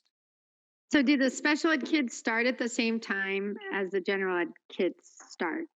Like the schedule? Well, the dates, we've talked about the dates are different, but if you're talking about the start time during the day, yes, they would start at the same time during the day. So just as something to consider on this, these students are going to have a lot of in-person services or additional services. So this time of with their teacher is going to be eaten up by speech, OT, and other direct services that are going to limit their ability to work through their goal work with their case providers. So I would like to hear more about how this being the best for our students in these cases. The other piece is the afternoon, which would be set aside for our other students for small group work and other attendance and check-ins. These students typically don't access education through the virtual setting, especially on the elementary level, as their peers might. And so I'm just not sure that the holding that afternoon time has the same advantage that it does for the students that are in the elementary hybrid otherwise. So I have some concerns about them being able to make progress in this model as it's currently presented. And I have concerns that moderate severe students require a lot of hands-on, like hands-on, helping them wash their hands, helping them do stuff, a lot of really close interaction with our staff and other kids. And they're coming back October 19th is what you guys recommended, but yet the general education elementary was recommended to come back in November. So I'm just kind of confused about that piece. Well, according to so I'd like to actually bring in Mr. Wood to talk about this, but let me talk about the recommendation.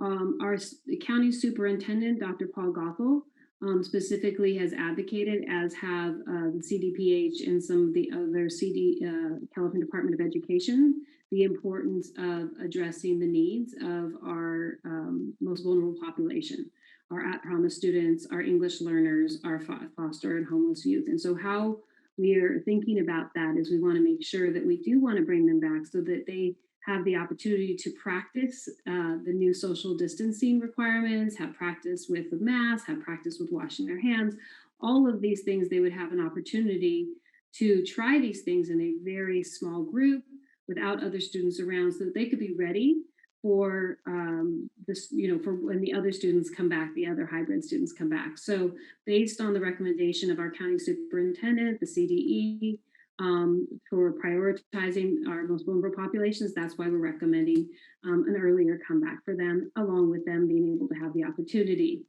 In addition, I think Mr. Wood shared about the assessments and also about the related services that I think Mr. Joyce talked about. So Mr. Wood, can you speak to that? Yes, thank you, Dr. Levy. Good evening. The reason we did a phased approach was to bring our students with more needs back before other students came, so we could practice generalizing those skills that we need on campus, which include the hygiene, the mask wearing, the social distancing. So that was part of the approach to a phased-in approach. With the schedule, we really are looking at ways in which to teach students and to really provide direct instruction in how to comply with social distancing, how to wear masks, how to complete social hygiene and then generalize that within the classroom. So I think the questions really are about the time they're spending. I guess I need clarification what the questions are about what they're doing. So I just want to make sure that I have this clear. And Eric, I know you teach special ed, so you have a lot of firsthand knowledge on this. It's not okay to bring all the kids back in October because we're not ready, but we're ready enough to have our most vulnerable students back in October. And we need to really have them back 3 weeks sooner than everybody else with our high COVID case numbers, like a week to get them into a routine. I just think that all students are general ed first before they're special ed. So treating them separately and different, and then we're going to integrate them into general ed. The phased-in approach to me is interesting. Yes, thank you, Dr. Vegan. So yes, we were looking at bringing a phased-in approach only to teach the skills, to generalize, and to have students on campus prior to other students being there to help practice the skills that we need to be on campus with everybody else. So it really was intentional to say, let's have you on campus, let's start to wear masks, let's start to practice social distancing, let's start to learn these skills, let's go through related services, how those are incorporated, and then bring other kids on campus.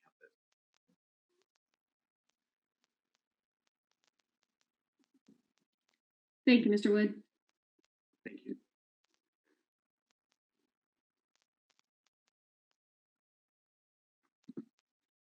Those are all of my questions from the presentation specifically before we get into conversation. So, and I have some questions about this schedule on elementary hybrid. Do you have questions too, Eric?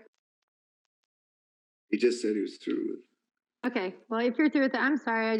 I looked, this is the first time I've looked at, I had it to study, so the first time I can ask questions. So I have a second grader. Would someone walk me through my second grader who's group A, what their schedule is going to look like, what their day is going to look like? Because we have a lot of parents on here that the hybrid, this whole new terminology might be foreign to them. Thank you, Dr. Bean. Mrs. Gravlin, would you be able to walk us through that, please? Be happy to. So my student is a group A student. They're cohorted along with their siblings. They will attend in-person instruction. And I'm looking at just 1 through 5. The difference, Dr. Begin, between our 1 through 5 and our TKP kinder are just dismissal times. Okay. So our student starts at 8:15. They have in-person instruction from 8:15 all the way till their dismissal with a nutrition break for second chance breakfast. My student would do that same routine on Monday and Tuesday. On Wednesday, my student in group A would attend a virtual office hour with their classmates, attendance taken with their teacher. And that would be on Wednesday. So that would be both group A and group B together.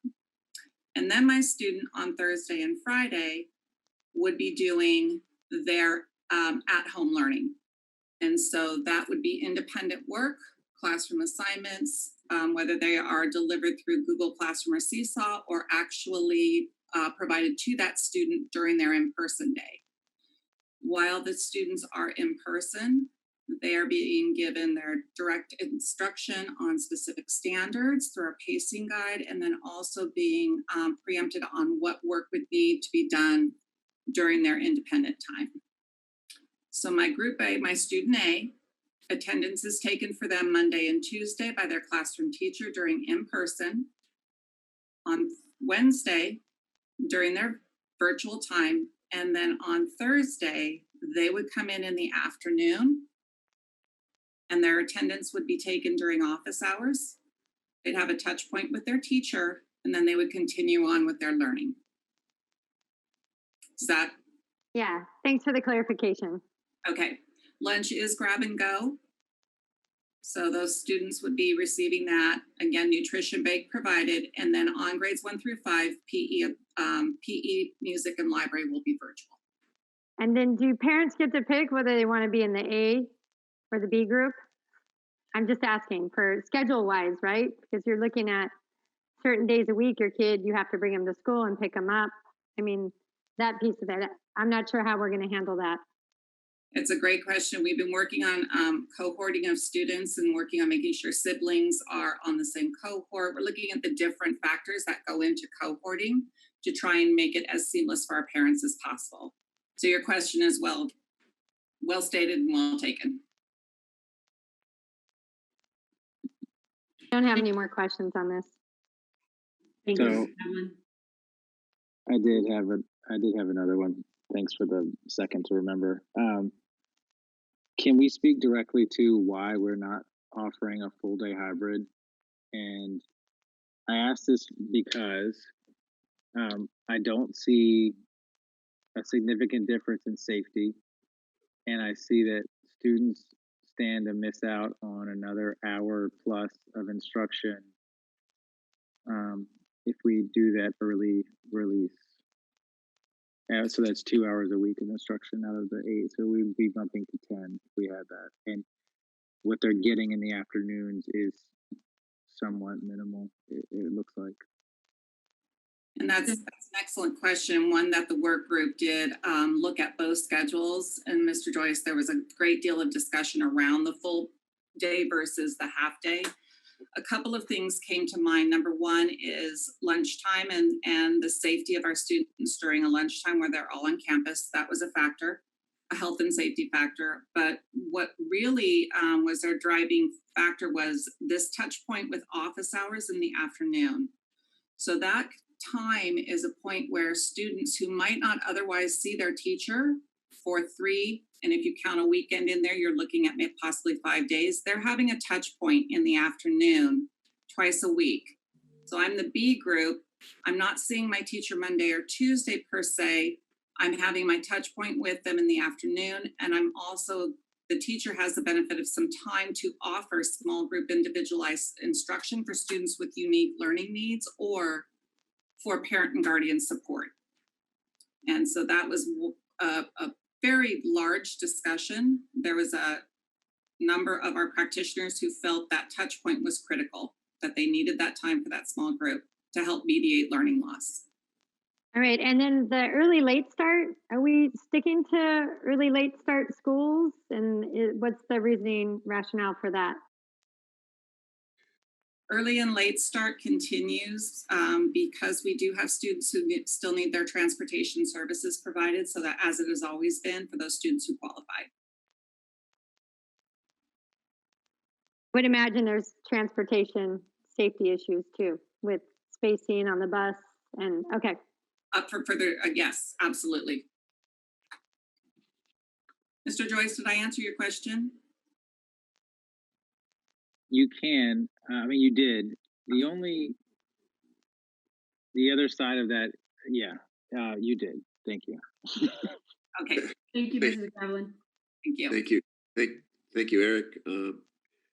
Stacy, Eleanor, did I see you or Raquel have some questions or issues on some of these charts or tables and stuff? I'm good. I'm actually, because as Eric was asking, I was writing my answers to my questions that I had too, so I'm good. Perfect. Okay, Eleanor. I can't hear you. Are you muted or? Actually, Eric asked many of the questions that I had, so Yeah. it's fine. He did. He spoke first before I did, so he got the information. Excellent. Thank you.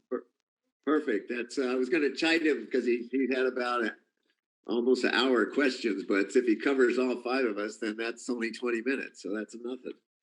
No, I appreciate all of that discussion. It's a difficult thing. I was particularly enamored, if you will, if that's not the right word, impressed and annoyed and concerned with the zip code type information that we now are starting to get, apparently. Those slides, I don't want you to pull up the slides, but they're 21, 22, 23. And that's something that I'm understanding that we're going to continue to get that information, and that we should continue to share that with the community, with ourselves. On a weekly basis, I guess it's coming out, and we need to watch that number, because if we were a county and there's if you can see that band there between Oceanside, Vista, some in San Marcos, and even some in Escondido, it's 500,000 people. We're bigger than 10 counties in the state. So under that kind of criteria, we'd be falling into the purple zone rather than this edge on the red zone, and we would be having a different discussion. But at this point, so that's just something we just have to keep looking at and see what happens. There's scientific issues, I guess, or statistical issues. So says the county health and board of education folks, apparently, with bringing that numbers down to the zip code level. And I can understand that to some degree, but it's definitely is valid and good information we need to consider as we move forward. I do have a question about this is, my son's in dual language. He goes to the middle school. If I, as a parent, or other parents, choose not to have their kid attend school and go to Surfside, how are we going to meet the needs of students that are in these specific programs? I'm sure that's not the only program, but we have kids at the elementary level that are in the dual language program. How do we plan on meeting their learning needs at Surfside? Thank you, Dr. Begin. So one of the things that we've been thinking about as we start to get the information from families who want Surfside, including our students and families who are in the two-way bilingual immersion programs in Spanish language, we started thinking creatively about how we can use our resources. We were also told, you recall at the last board meeting, we talked about our virtual learning support teachers who work in the afternoons, providing direct support to students from about 1:30 to 7:30. On mathematics, English, whatever they need help with in both a drop-in and an appointment-based system. These are credentialed teachers, highly trained and effective teachers. One of the things that group has put forward as practitioners is that they needed some support in Spanish language. So one of the things we're thinking about is how can we leverage that model to support our two-way bilingual immersion students, our Spanish-speaking students who may speak Spanish as their language in their home. And so we're looking to see how we can staff that with a bilingual person who would then also provide enrichment, a two-way kind of maybe envisioning maybe a Zoom appointment where students learning English as a second language and students learning Spanish as a second language can support each other as part of that model. So that's one of the things we're investigating right now. So it sounds like you guys need more time on that. So definitely.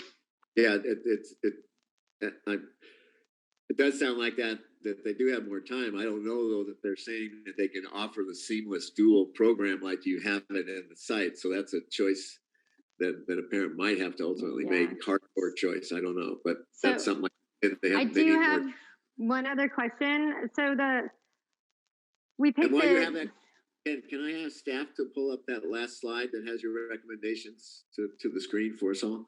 Go ahead, Stacy. That's what I have questions on. So the secondary, the recommendation was because they couldn't make it safe with the number of contacts and the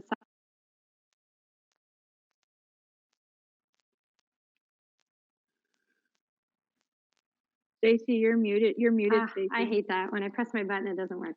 Anyways, we aligned the secondary schools with the end of the report carding period for continuity, right? Because they're in distance learning. They're going to get their grades for distance learning on the semester. Elementary, when does their semester end? Or does it align? December, whatever, Christmas vacation, right? It aligns the same. This year, we are moving to a new standards-based report card, which we have work groups working on. We're very excited about this. This has been a priority for us. And with that recommendation, we are moving to a semester report card. So it would be the same date that would end for elementary as well as secondary. So elementary is going to do distance learning, and then they're going to shift into hybrid, and teachers are going to be able to manage the grading system the same way if they're only seeing the kids part of the time. I just see mass confusion with that.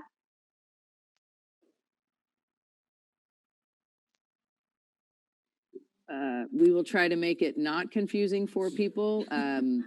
Sorry, I wasn't sure who was going to answer that question. Looks like it's going to be me. So a little bit more time for the staffing considerations is one of the reasons for that we've asked for the 3-week delay, so that we can successfully move the people who have requested that remote learning to go remote, and their grades will go with them. So while we know it's not optimum, we are trying to meet the needs of everyone who requests to stay remote. I think where you might be leading is, why aren't we just pushing everyone till January 11th? And not that I can read your mind, but I believe I might be able to in this instance. And the reason is we can provide the small, consistent cohorts at the elementary school. That is the big difference between elementary and secondary. So that is the reason for the difference. All right. Well, thanks for sharing that with me. If this is the time, Mike, that you want us to share out, with what we feel about these recommendations, or do you just want to go to a vote? Oh, no, I mean, we have comment before you go to a vote. And not I've going been to hearing about the standards-based report card for elementary. Is this going to be a letter grade percentage, or will it be narrative? It will be on a rubric, a 1 through 4 rubric, with comments as well. And we are working very closely with our teachers and parents. We have parents on our committee as well, and we are going to align it so it's easy to understand, because Mr. Thibodeau, who is our coordinator of assessment, has been very thoughtful, and the rest of the team, about ensuring that the purpose of our report card is for clear communication to our families about students' progress, so that parents can interject. So it's going to be a very simple 1 through 4 system, and it'll be very clear for parents to be able to know what their children are able to do and what they need to work on, so that parents can take that leadership role with their students to help support them. Now, in terms of comments, are these predetermined comments, or will the teacher? Narrative. So we're looking at how many students in the classroom?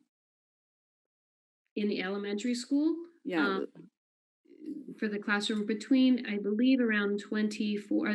Dr. McAteer, could you remind me of those? I think it's between 24 K3 and 33 4th and 5th grade for elementary. Let me just clarify something here. So We're talking about report card arrangements now or something. Are we off topic slightly? No, I don't think we're off topic. It was brought up. Okay. Just out of curiosity then. So a teacher would have to actually make comments, I assume, for at least the core classes. And we're looking at how much time that's going to actually take to do a report card for a student. I think that's real important. And if we're using predetermined comments that are that's all computerized, that's one.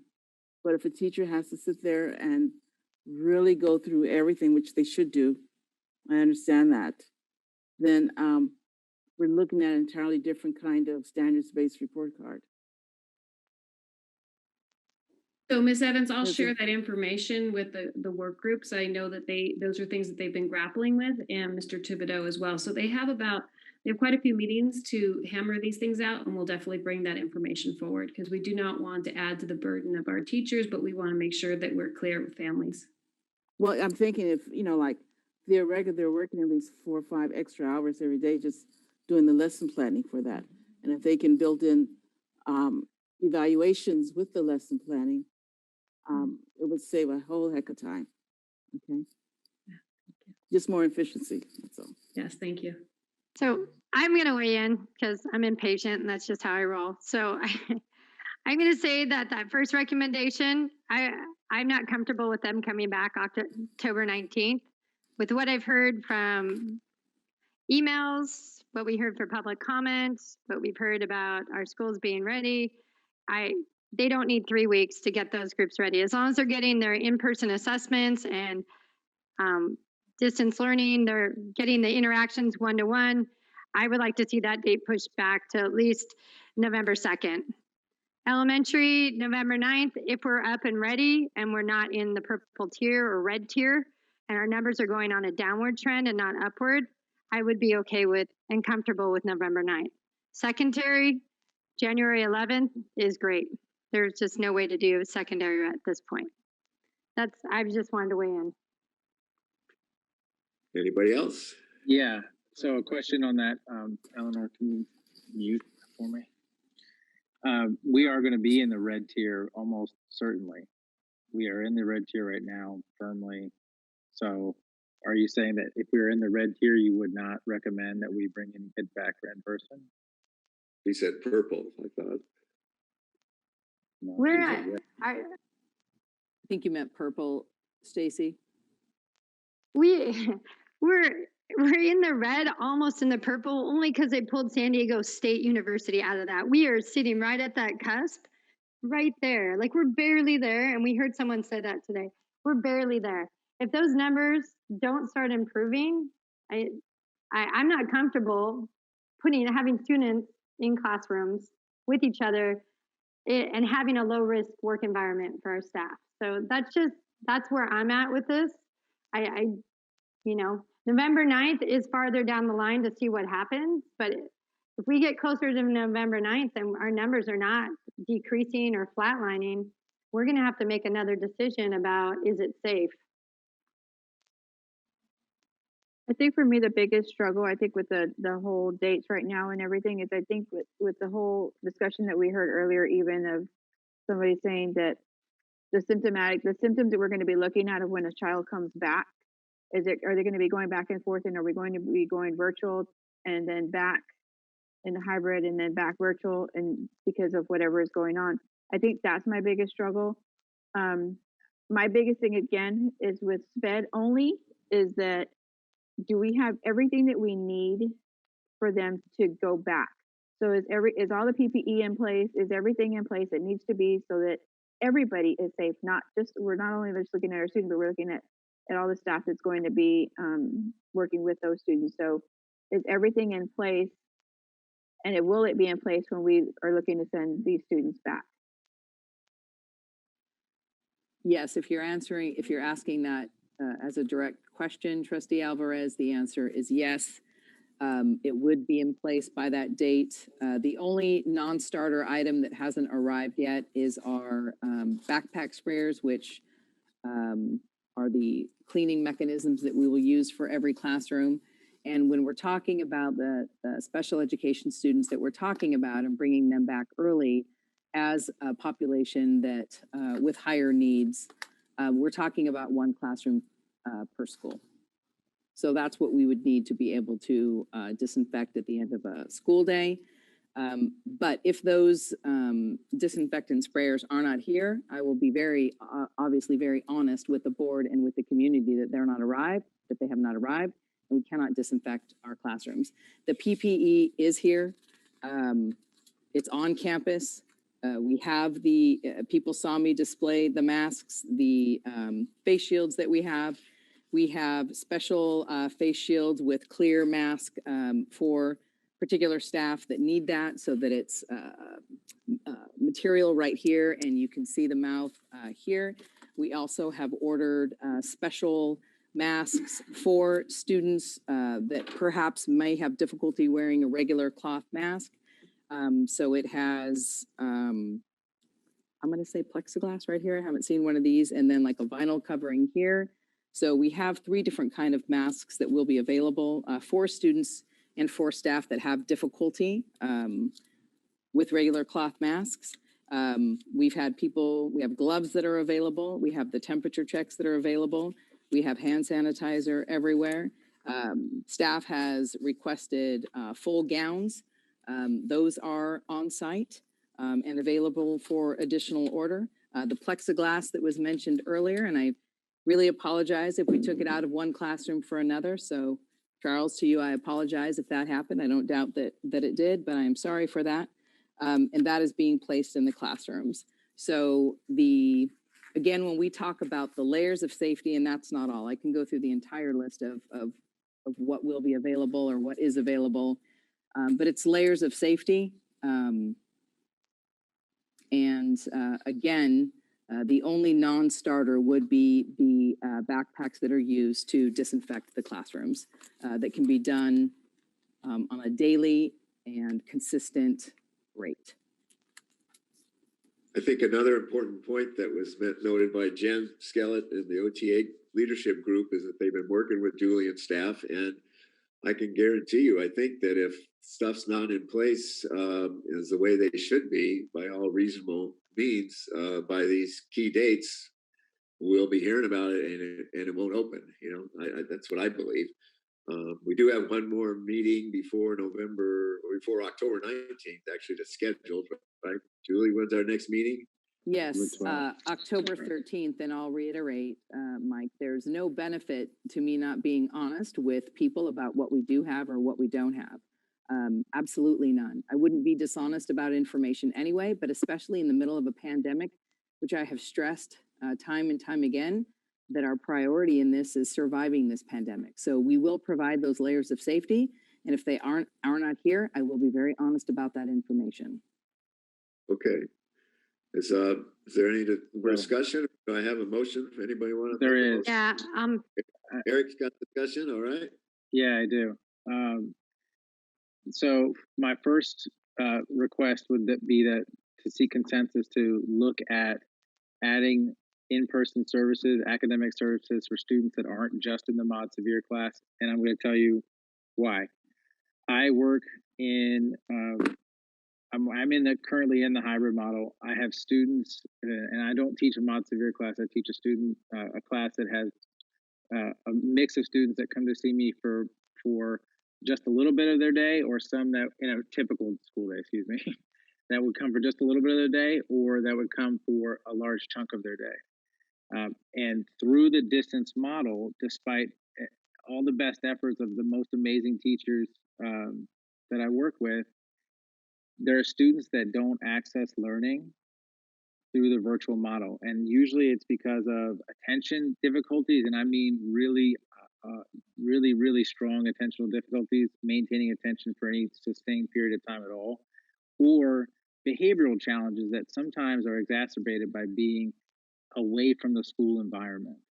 Those students are struggling right now to maintain any kind of educational progress.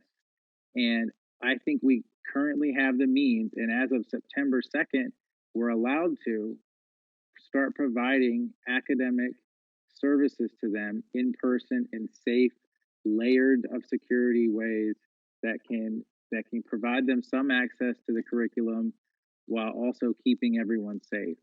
So I would like to see at our next board meeting a plan for reaching out and getting those kids who are in the cracks of the current system that we have access to teachers in person in a safe way by the 19th deadline that we're moving some of our mod severe kids back into the classroom. So that would be the thing I'm asking for consensus from the board to ask staff to work on. Staff have any concerns with attempting to look at that issue? I just need clarity on who we're talking about. Sounds like your special education mild to moderate. Am I right, Eric? So it would be, I would leave the choice of student. Echo. Leave the choice of those students up to the practitioners and teachers that know them the best. It wouldn't be everyone on a caseload. It would probably be a couple of students per teacher that know that those students are the ones that really lack access to the education that they need right now. Julie, that enough clarity for the moment to at least have board give consensus to do the best you can for these special ed identified kids as Eric has laid it out? So what I heard was, so I really want to be clear because obviously I want to meet the expectation, and Jim, I'd like you to listen too. So it sounds like, are we talking about just students on IEPs that the teachers feel are not currently learning in the virtual environment, that you want us to sort of get a read from our teachers, the priority of kids and coming back? Is that what I heard? So I'd like to ask I'd like to ask our counselors or psychs and our teachers for kids that are lacking access right now to learning through the digital space, to invite them onto campus for small chunks of cohorted teaching time around the same time that we're bringing back some of the mod severe students. So in practice, a teacher who is teaching, who has a caseload of 20 whatever kids, would have a couple of kids that really struggle right now and don't have access or have tough environments.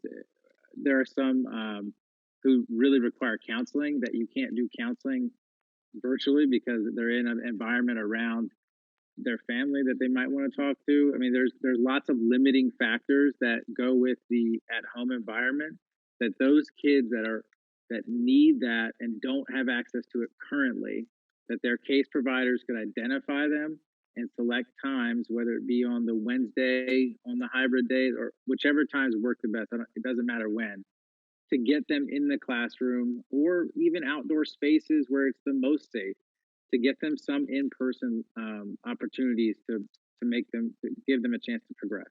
And that would be primarily for elementary is what I'm talking about. And Dr. Vitale, may I interrupt? Yes, you may. So Trustee Joyce, thank you for that. Starting next Monday, we are doing in-person related services. So our students are receiving counseling, who are receiving speech and language, AT, PT, all those things. Those can be provided in person for students who are not accessing them right now virtually. So if we had a student who perhaps was not able to access counseling services virtually, we'd want to invite them in to do that in person. Is that different from what you're saying right now? Yes, only in the sense that it would open up to their service providers to provide academic in-person supports for students that lack access for behavioral or attentional challenges that are so severe that they aren't able to access education right now. And so, yes, we can absolutely look at that. We've talked about in-person services as far as related services. We've talked about adding behavior intervention services in there.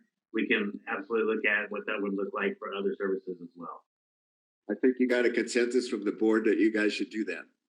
So let's move on. So I want to make a motion just because of the sake of time, if that's all right. Okay. I have another piece as well. Okay, go ahead. Go I ahead, don't Eric. think I'll Eric's wait. finished. Thanks. I'd also like to seek consensus for staff to revisit the mod severe schedule and to take a look at possibly getting them more in-person time. And that could be by offering a full day. It could be by offering it AM, PM cohorts. It could be whatever need be. For me, the schedule where they have the afternoons to access office hour doesn't seem to make sense. And if I don't have consensus, then I don't. But I'm just not sure that we're doing our best by that. And I think there's an issue with workload for those teachers.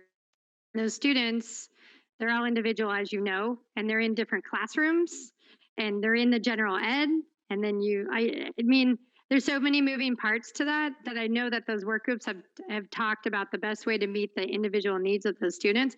But I'm always concerned about the workload of special ed teachers like yourself, that, you know, asking them to do that on top of their IEPs, on top of everything else in a hybrid situation. Well, we know these kids might need more intensive work to adjust. I don't know if that starting off right off the bat with that is gonna burn out our teachers. Hello. My concern is that if we do that, it sounds like these students they really need more quote unquote training, education, modeling in terms of how to access information. You know, if I hear what you're saying. All right. And that takes time. I think at this point, it's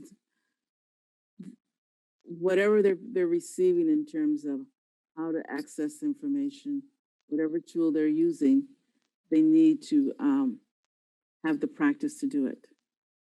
I don't think having a teacher put on extra hours to do it the way you're describing it is going to be effective. It'll be the same results. I just don't see it. I don't Are you think we talking have about the way I'm describing? Yeah, you're right. I don't think we have a consensus at this point, Eric, from what I'm hearing from the group. Maybe it's something we can flesh out some more, but not right now at this hour in this time frame. From my perspective on that point, if you're looking for a consensus of the group, I don't see it. Are we I can timed? make a motion. I'm ready to make a motion when discussion. We'll probably have some fun too, but yeah, go for it. You want a motion? All right, I'd like to make a motion that we accept the recommendations with one amendment, that elementary small at promise cohorts start not October 19th, but start on November 2nd. So we're pushing that date back farther so we have more time to plan. But the rest of the recommendations as is. All right, we've got a motion. Is there a second? I'll second that motion. All right, we've got a motion and a second. Any more discussion? I'm going to, well, I would actually ask that we amend. You're echoing for me, Eric. I don't know. I would ask that we amend the motion and vote on these separately because I have a different opinion on that, but I don't disagree with many of the pieces. So does that make sense? I'd like to vote on them separately. If you as far as each of the recommendations, you're asking to vote for them. yeah, separately? I think. Hold on each one. Yeah, I think I can accommodate that if does the motion maker want to do that in a second. We're anticipating amendments then, Eric, from those two, or just discussion and vote? I can make a motion and we'll do bullet by bullet. How's that? Will that work out, Julie and Mike? Yeah, that works out. Yes, that works fine. Julie. All right. We'll withdraw the second there from Eleanor and your motion and start over. Start by the bullets, all right? All right, I'll make a motion that the first bullet that we push the start date from October 19th to November 2nd. I will second that motion. Thank you, Eleanor. Do we have any discussion? yes, I do not support the motion because we are already pushing it back 3 weeks, and I worry about access when we won't have any additional safety precautions put in place between October 19th and November 2nd. I'm worried about pushing it back indefinitely. So I would like to see those students return as soon as we have what's safe, and it sounds like we will be safe on the 19th. All right. Any other discussion? Please vote. All in favor, say aye. Aye. Opposed? Member Joyce is opposed. Motion carries 4-1 on the first bullet. Raquel, did you say you were opposed on that? I'm opposed. I'm sorry, Raquel. I did not hear that. Motion carries 3-2 on bullet 1. Bullet 2, Stacy? On bullet 2, I make a motion that we accept as is, that the start date for elementary on November 9th. Do I have a second? I'll second that. Would the original motion amend the motion to accept the last 3 bullets as they're stated? Unless there's a contention. Yes. I'll second that. And we got a second for that from Stacy and from Eleanor to adopt the last 3 bullets as presented. Is that clear for everybody? Everybody understand? Okay. Yes. All in favor, say aye. Aye. Aye. Opposed? I hear no one. So the motion carries on the balance of the 3 there, 5-0. Cool. Thank you guys for that. I appreciate the ability and your desire to express the votes, Eric and Raquel. in that way.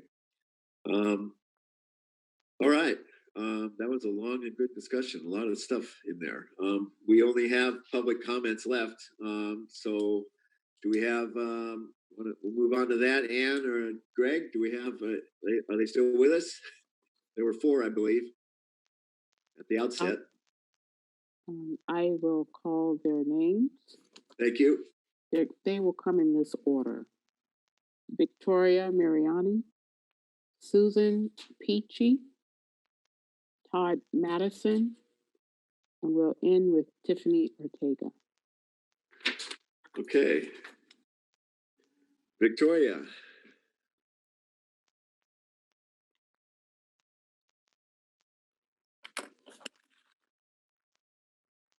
Greg, is she with us? Can you find her? Yes, he's getting. And Ms. Moran, you are on live now. Go ahead. Great.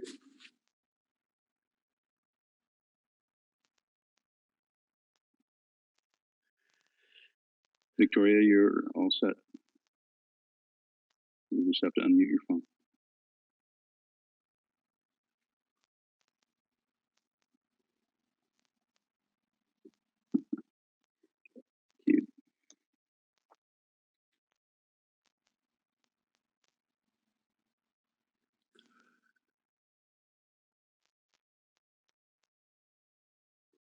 Got a mechanical issue, a muting issue?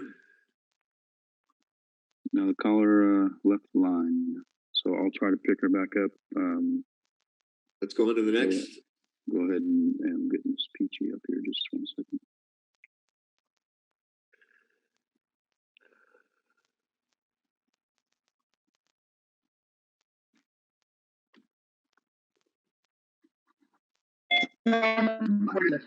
Hello, Victoria Briani is right here, and she was having a phone issue. Can she speak from this device, please? Thank you. Sure, you go. Why don't you go ahead right now? Do you mind do that? And then we'll have her go next. Okay, go ahead. Okay. Good evening, board and community members. My name is Susan Peachy, and I teach 3rd grade at Ivy Ranch. I am speaking tonight with the hope that board members are as committed as I am to wanting all students to have equal access to education. This is our job, and it is prescribed by law.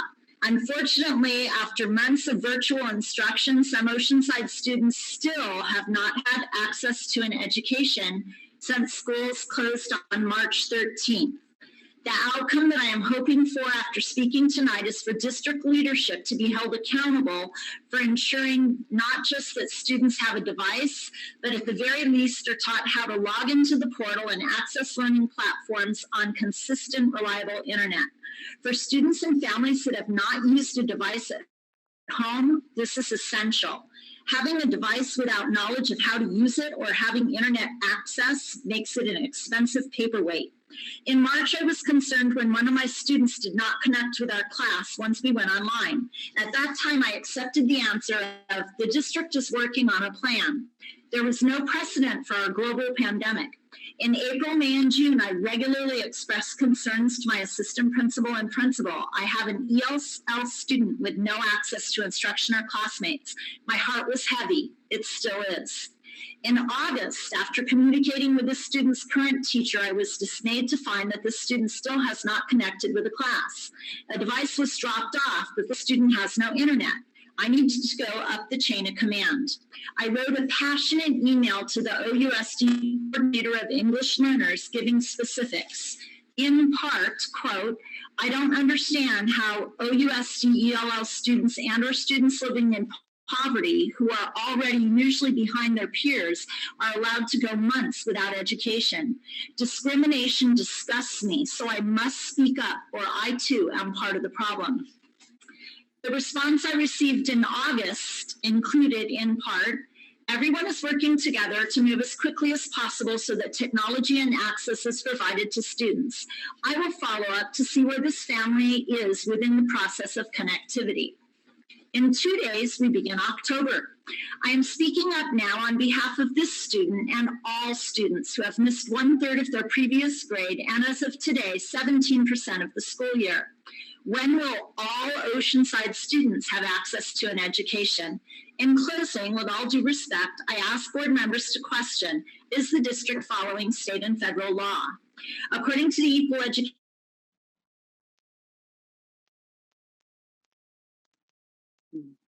Opportunity 1974, Section 1703F, it will overcome language barriers that impede ELL programs. Distance learning is our educational program. I hope you as school board members will hold the OUSD leadership accountable for a plan of immediate action for ensuring all Oceanside students are receiving an education. Thank you. Thank you. Go ahead and have your, was it Tiffany or no, Victoria? Go ahead. Yes, thank you. Sorry about that. I've never been on my phone before, and I guess I accidentally hung up. You got 3 minutes. Good evening, esteemed board members. Thank you.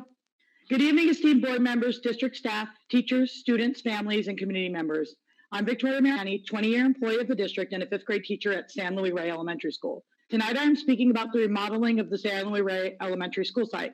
First, I want to emphatically thank the board for approving this long overdue project. I also want to thank Bell and the bond manager, Penny McGrew, for their work, and specifically Penny's belief that the proposed project will fall within the budget allotted to the project by OUSD. My concern is twofold. One, is there enough money in that budget to account for all of the obstacles hidden behind the walls of that antiquated school, including asbestos abatement, mold removal, and the expansion of the cafeteria/MPR to appropriately accommodate our school's visual and performing arts program? And two, can the project be completed in a timely manner? As an Oceanside resident, I hesitate to vote to pass another bond in these economically challenging times when this project, alongside Garrison's repeatedly promised remodel project, were delayed for years by prior OUSD leadership, and we haven't even broke ground on the SLR project. Yet, OUSD is now planning for a model at Jefferson. I worry that the dragging of feet on the SLR project may result in district leadership's misplacing OUSD's declining enrollment projections onto the backs of our already disenfranchised community. I'm here to humbly ask the board to oversee the SLR remodel through to fruition in an efficient and effective manner. I passionately implore the board to designate the money that is generated from the sale of the Garrison property to the SLR project if necessary. Another way for the district to save money and put more funds toward the SLR project is to scrap the hiring of a consulting firm to facilitate a school name change. Even after the 3 failed attempts of the previous naming committee, I'm still confident that the staff and community of San Luis Rey, with district guidance, can perform this task with minimal or no cost to the district. In closing, I leave you with these possibilities. Board member Dr. Stacy Begin had suggested John C. Lewis School for the Visual and Performing Arts, and Oceanside Teachers Union President Jennifer Skellett had recommended Ruth Bader Ginsburg School for the Visual and Performing Arts. Either way, go Sea Gators! Thank you very much. Appreciate the enthusiasm. Next speaker.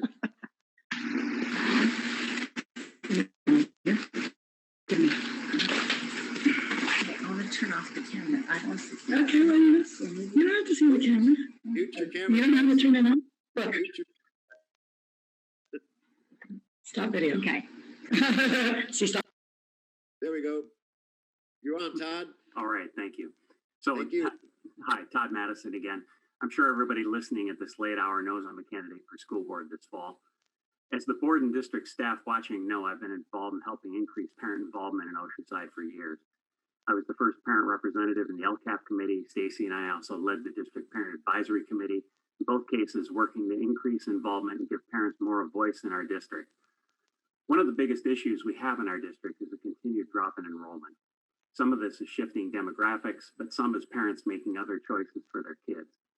That's not a sentiment I share. All 3 of ours have gotten an excellent education at Oceanside, but I can understand their feelings, especially when we combine that with the general sentiment we've heard. Why bother? Nothing ever changes. It's the #1 reason parents have always given me when I ask why they don't get involved. And now we see that reflected in current enrollment numbers, where we see an astounding drop this year, 1,261 students, over 7%. Parents don't feel their kids are getting the education they want and are choosing alternatives. Parents have clearly said what they want: full-time in-person class, provided it can be done safely for kids and teachers. And the district has clearly ignored that, not even producing a realistic plan to do that so the board could consider it. If this enrollment drop holds, we're going to see $17 million less in revenue next year. Added to a projected deficit of $10.5 million already, that makes for $25 to $30 million in red ink, and that's in 1 year. We know what happens next if that happens. We lay off employees, we cut teachers, we cut services and programs for our kids. We've seen this movie before in the Great Recession.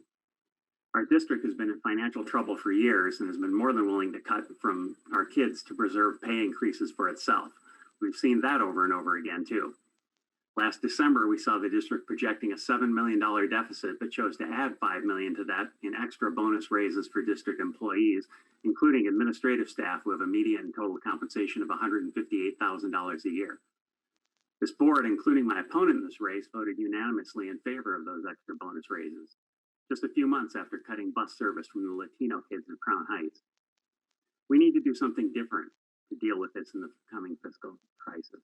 We need to put kids first in our decision-making process, not district first. That's going to require a change in our school board. Everyone listening who feels they can't count on the current board to put their kids' interests first is encouraged to go to my website, todd4kids.com. That's todd4kids.com. Find out more and support me, Todd Madison, in this election. Let's put kids first in Oceanside. Todd Madison for school board. I appreciate everybody's support. Thank you.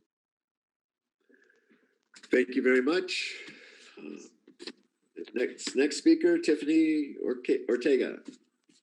Good evening again. I am still Tiffany Ortega, the supervising teacher of Surfside K-5 Independent Study, but as previously explained, I'm also the mom of 2 El Camino Wildcats.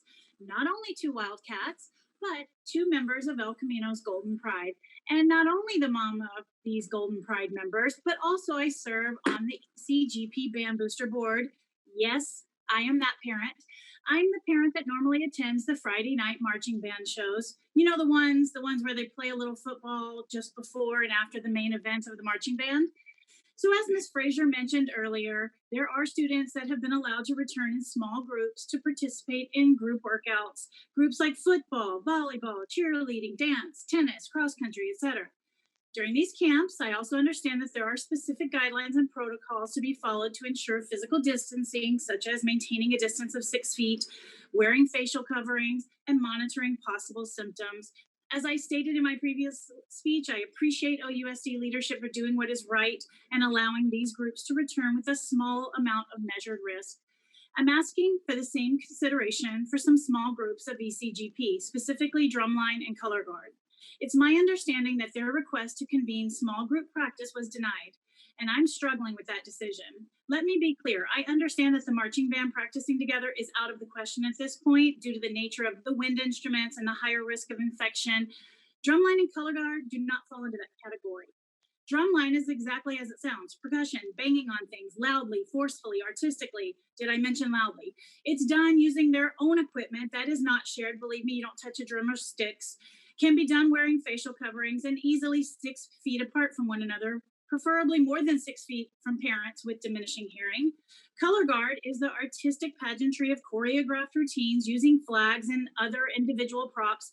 Color Guard members also use their own equipment, could wear facial coverings that would not affect their routine, and regarding physical distance, they must stay more than 6 feet away from one another in order to properly operate their equipment and walk away safely. Spoken as a parent who has had to safely navigate through a Color Guard practice in full swing. See what I did there? Full swing. So tonight I am asking Dr. Lawrence to reconsider his denial of ECGP's request for Color Guard and Drumline to begin small group practice as a small step back to normal for these kids. Please apply the same set of guidelines to these groups that are being applied to other groups at the high school. Finally, Mike Blessing is the clear and positive choice for OUSD School Board. Thank you very much. Good night. Thank you. And that was our last speaker, I understand. Is that correct, Ann? Yes. All right. Well, that completes our agenda tonight, everybody. Thank you so much for this special meeting. It was timely. It was a lot of good discussion, and we'll be adjourned till October 13th, if not before. All right. Thank you, everyone, for joining us tonight and hanging in there. Hang in there, everybody. Good night. I'm adjourned.